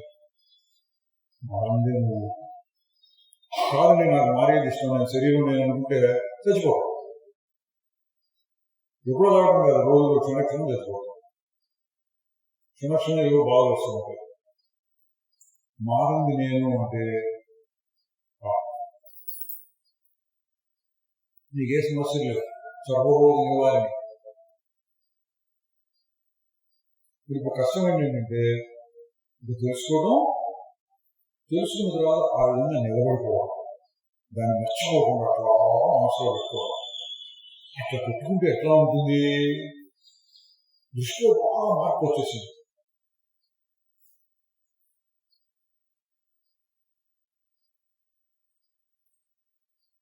ఆ స్థితిలో చెప్తున్నాను. దృష్టిలో మార్పు వచ్చినాక అహోహం ఏం నేను, ఆ నేనుకు నమస్కారం, మార్గంగా ఉండేదానికి నమస్కారం. ఎవరు నమస్కారం పెడుతున్నాడంటే అంతకుముందు నేను అనుకున్నాడు, అంటే మారిపోయేటటువంటి నేను అన్నాడు. శరీరంతో మనసుతో కలిసి మారిపోతుంది నేను అనుకున్నాడు. వాడు ఇప్పుడు గుర్తించాడు, అరే మారిపోయింది నేను కాదు, మార్గంగా ఉండేది నేను అని గుర్తించి రెండింటినీ కలిపి చెప్తే ఎట్లా ఉంటుంది? ఇది కవిత్వం ఉంది. కవిత్వం తమాషాగా చెప్పాలి చెప్తున్నారు. రెండింటినీ కలిపి ఆహా నాకే నమస్కారం. ఎందుకు? వినాశో యస్య నాస్తి మే, నాకు నాశం లేదు, వినాశం, మార్పు, మరణం ఇటువంటి లేవు. నువ్వు గంగా వెతుకుని తర్వాత అలాగే మార్పు లేదు, మరణం లేదు, ఏం నశించిపోయేది కాదు, తరిగేది కాదు. ఆశ్చర్యం వచ్చింది. అదే నేను ఎన్నాళ్ళ నుంచి నేను తెలుసుకోలేదు. అది ఆశ్చర్యం. యథావంతమహంకారం మోహేనైవ విడంబితః. ఇంతకాలం చేత ఏదో ఒక మాయను కమ్మి మోసం చేశాను. నా స్వరూపం నేను తెలుసుకోలేకుండా అయిపోయింది. ఇప్పుడు తెలుసుకున్నాను. ఏం తెలుసుకున్నావు? సరిగ్గా నేను ఎక్కడ కూర్చున్నాను అక్కడే లంకె బిందెలు ఉన్నాయనుకో, 4 బండలు తొలగించేస్తే లంకె బిందెలు బయటపడతాయి. వాటి విలువ ఎంత ఉంటుంది? ఇట్లాంటి ఊళ్ళు 100 కొనేయచ్చు. అంత విలువ ఉంటాయి అనుకో. కానీ మనకు తెలియదు. ఇప్పుడు నేను చెప్పాను అనుకోండి, ఏం చేస్తారు చదువుతారా లోపల చూస్తే అంతే అయిపోయింది. అంత విలువైన జనక మహారాజు అటువంటి స్థితి కలిగింది. ఇక్కడే ఉంది, ఎంత గొప్పగా మారణ స్వరూపంగా నేను మారిపోతున్నా అనుకునేటువంటి నాకు అరే నేను మారడం లేదు కదా అని ఇప్పుడు తెలిసింది. వినాశో యస్య నాస్తి మే, వినాశం నాస్తి లేదు, అటువంటి నాకు నమస్కారం. ఇంకా తర్వాత ఏముంటుంది? ఏం లేదు. మార్పు లేని దాంట్లో ఏముంటుంది? మారిపోయే వాటిలో కాసేపు సుఖం ఉంటే కాసేపు దుఃఖం, కాసేపు గొప్పగా ఉంటే కాసేపు తక్కువగా ఉంటుంది, కాసేపు ధనవంతుడు ఉంటే కాసేపు భేదవాడు పోతాడు, కాసేపు బాగా శక్తి కలవాడిని అనుకుంటే తర్వాత శక్తిహీనుడు బలహీనుడు అయిపోతాడు. ఇవన్నీ మార్పు వస్తుంటాయి అనుకున్న దాన్ని. నాకు మార్పు లేదనుకుంటే ఎప్పుడు ఏమైనా లాభం ఉంటుందేమో అన్నారు. లాభం ఉంటుందనే వాళ్ళకి ఒకే గుర్తుంది. అన్ని మన దగ్గర ఉన్నాయి ఉదాహరణలు, ఎక్కడికో పోయి ఉదాహరణ తీసుకురాక్కడ. నిద్రలో ఎంతసేపు నుంచి మంచిగా నిలబడడం, గంట సేపు ఒళ్ళు తెలియకుండా కొడుకున్నా అనుకో, గంట కాదు 5 నిమిషాలు అనుకో, 5 నిమిషాలు ఒళ్ళు తెలియని నిద్ర పట్టింది అనుకో, కునికిపాటు వచ్చింది. అది ఇక్కడ మారే స్వరూపం మారిందా నిద్రపోయినప్పుడు అనుకో, మారింది అనుకోమే. 5 నిమిషాలు నిద్రపట్టినా 50 నిమిషాలు నిద్రపట్టినా మారణ స్వరూపం హాయిగా ఉంది లేదా? ఇదండి మనకు కావాల్సిన పాయింట్. ఇది మారణ స్వరూపం ఉన్నమాటనే, కానీ మారణ స్వరూపం ఎప్పుడు ఏడుస్తూ ఉంటుందండి. మన నిద్రపోయిన దగ్గర నుంచి నిద్ర లేచేదాకా ఏడుపు కష్టం ఉన్నారు అనుకోండి, అది మనకి అనవసరమైనటువంటి స్థితి. అట్లా కాకుండా మారణ స్వరూపంలో హాయి ఉన్నది. ఎంతసేపు నిద్రపోయిన సరే హాయిగా ఉంటుంది మారణ స్వరూపం. ఈ లాభం దొరుకుతుంది. వినాశమే, నాకు నాశనం లేదు, దేనికైతే నాశనం లేదు అందులోనే నీకు కావాల్సినంత. ఏంటి నీకు కావాల్సింది? మోక్షం అన్న పేరు వాడతాం. మోక్షం అంటే ఏం లేదు, కష్ట సుఖాలు రెండింటికి అతీతం అయిపోవాలి. నాకేం ఆడటం అటువంటి స్థితి ఎట్లా వచ్చింది? నీ స్వరూపాన్ని చూసుకుంటేనే. కాదండి దేవుణ్ణి తెలుసుకోవాలి కదా అంటారు. మనకి మొదటి నుంచి దేవుడు అలవాటైంది కదా, వాళ్ళకి చెప్పారు దేవుడు అన్నా ఇదే అన్నారు. ఎట్లాగా? సృష్టికి పూర్వం దేవుడు ఎట్లా ఉంటాడు? సృష్టి ఏది సృష్టిగా ఆయన అక్కడే ఉన్నాడు. ఎట్లా ఉంటాడు? ఏమో ఎట్లాగో ఉంటాడు. సృష్టికి పూర్వం ఎవరు చూసాడో చెప్పడానికి ఎట్లాగో ఉంటాడు. మనం తెలిసినట్టు చెప్తుంటాడు. సృష్టికి పూర్వం ఇట్లా ఉంటాడు, ఏమి తెలియదు ఎట్లాగో ఉంటాడు. అయితే ఎట్లా తెలుసుకోవచ్చు అంటే, మనం నిద్రపోయినప్పుడు అట్లాగే ఉంటుంది. నిద్రలో ఏం సృష్టి కావాలి? కాసేపు ఉంది అందులో కళ వచ్చింది అనుకోండి, కళలో అన్ని సృష్టి అవుతుంది. మనం దీన్ని బట్టి ఊహించాలి. ఖచ్చితంగా మనకు తెలియదు, ఊహించటేమని ఈ ప్రపంచం అంతా కళలాగా వచ్చింది. కళకు పూర్వం ఉన్నటువంటి గాఢ నిద్ర అది సృష్టికి పూర్వం ఉన్నటువంటి పరమాత్మ అని ఉండొచ్చు. అట్లా చెప్పారు. సమంజసంగా అనిపించింది. సరే, అది కూడా మనకు అవసరం లేదు. ఒకవేళ ఎవరిని అడిగితే నా దేవుడు నాకు కావాల్సి అదే దేవుడు, మాగి చూడు అదే దేవుడు. అసలు దేవుడు సంబంధం లేకుండా నేనెవరు? రమణ మహర్షి గారు, సరదత్త గారు దేవుడి గురించి చెప్పావు, దేవుడికి సంబంధం అని. సరే, నువ్వు దేవుడి గురించి నమ్మకాలు, నీకు నమ్మకం ఉందో లేదో, సరే నమ్మకం ఉన్నట్టు చేసుకుంటాడు. నమ్మకం లేని వాళ్ళకు కూడా చెప్పే మాట ఏంటంటే, నీ స్వరూపం తెలుసు. ఎవరు నేనెవరు ఇది తెలుసు. తెలుసుకుంటే అయిపోయింది. అంత తేలిక అంటే తేలికే తెలుసు తర్వాత తేలిక. అందుకని ఆశ్చర్యపోతుంది. ఎంత తేలిక ఎన్నాళ్ళకి తెలియలేదు, ఎన్నాళ్ళని తెలియదు. అహోహం ఆశ్చర్యం. నమో మహ్యం వినాశో యస్య నాస్తి మే. వినాశం లేనటువంటి ఆ స్వరూపం నేను దానికి నమస్కారం చేస్తున్నాను.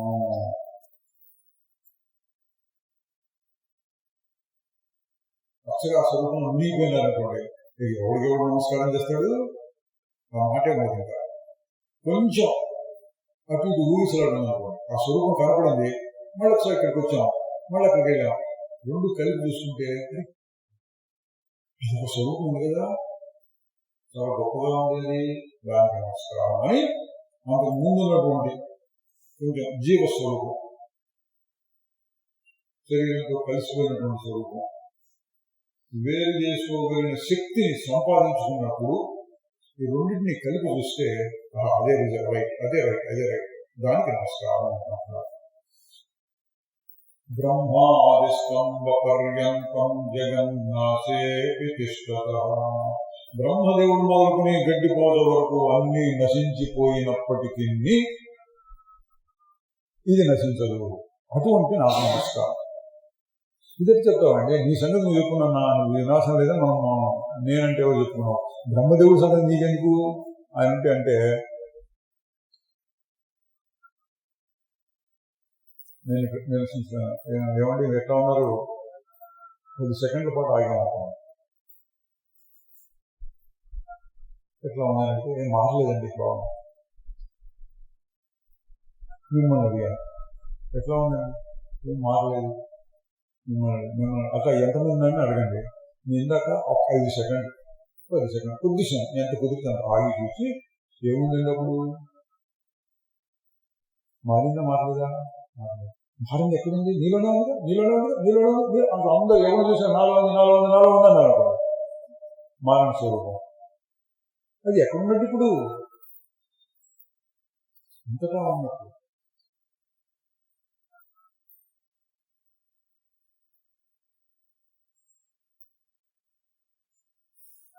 గాలి పీల్చుకున్నాం,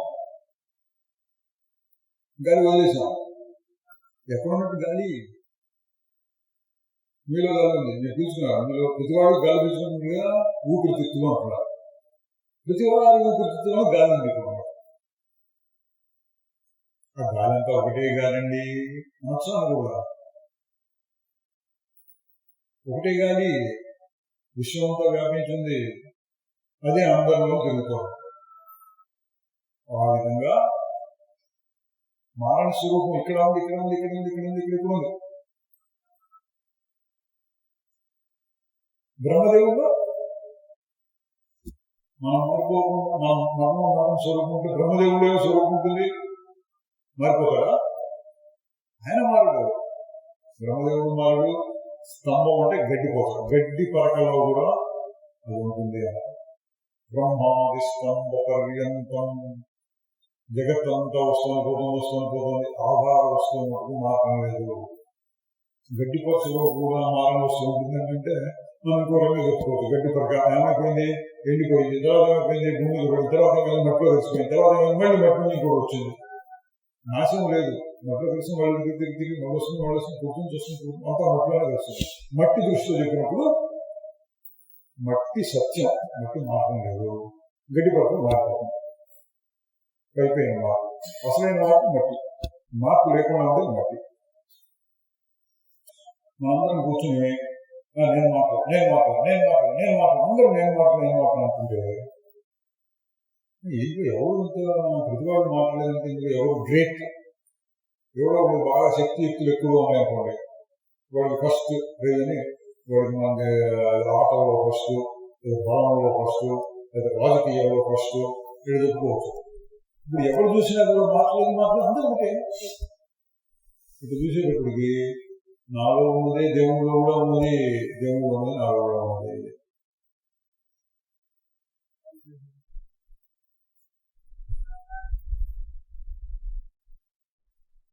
ఆ దృష్టిలో మార్పు వచ్చేసి అది చూసుకుంటాడా ఎంతగా ఉంటుంది మానవ స్వరూపం. వినాశో యస్య నాస్తి మే బ్రహ్మాది స్తంభ పర్యంతం. బ్రహ్మదేవుడు గడ్డిపోతూ ఉన్నటువంటి జగన్నాశేతు పుష్పతః. జగత్తు నశించినప్పటికీ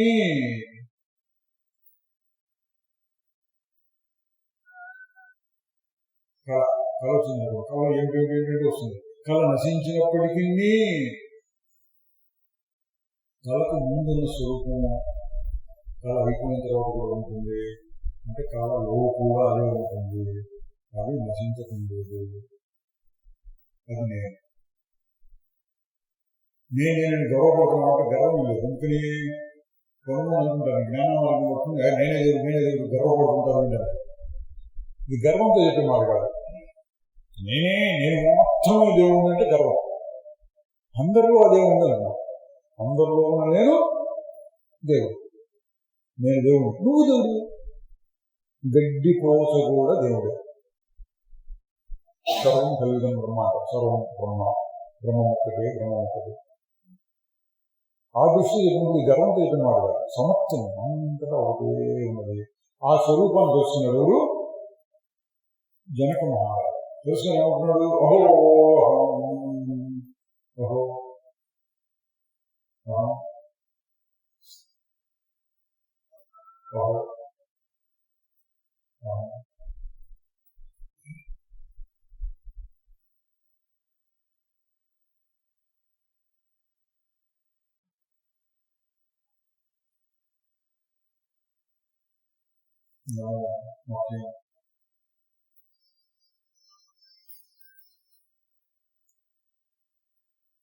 మనస్సు ఆ స్వరూపం ఆ ధ్యాసతో అమ్మాయిన స్వరూపాన్ని మర్చిపోకుండా ఎంతసేపు ఉంటే అంతసేపు హాయిగా ఉంటుంది.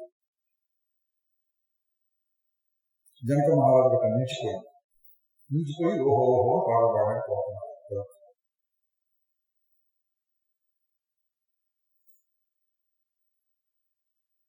నాకు కూడా నిలుస్తుంది. జనక మహారాజు ఒకసారి 10 శ్లోకాలు 20 శ్లోకాలు చెప్పగానే అర్థమైంది. మనకు కూడా అర్థమైంది. మనకు కూడా స్థితి కలిగింది. కాబట్టి నిలబట్టలేదు అంటుంటారు. మళ్ళీ అభ్యాసం చేయి. మళ్ళీ ఇంకోసారి దాన్ని గుర్తు తెచ్చుకోవడం, మనసులో పెట్టుకోవడం, అదే అనుకోవడం, ఇది చేస్తూ ఉంటే అది నిలబడిపోతే జనక మహారాజు పుస్తకం అహో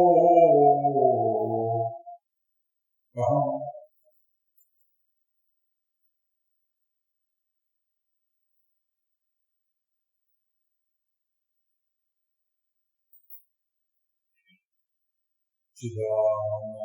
చిదానందరూప శివోహం శివోహం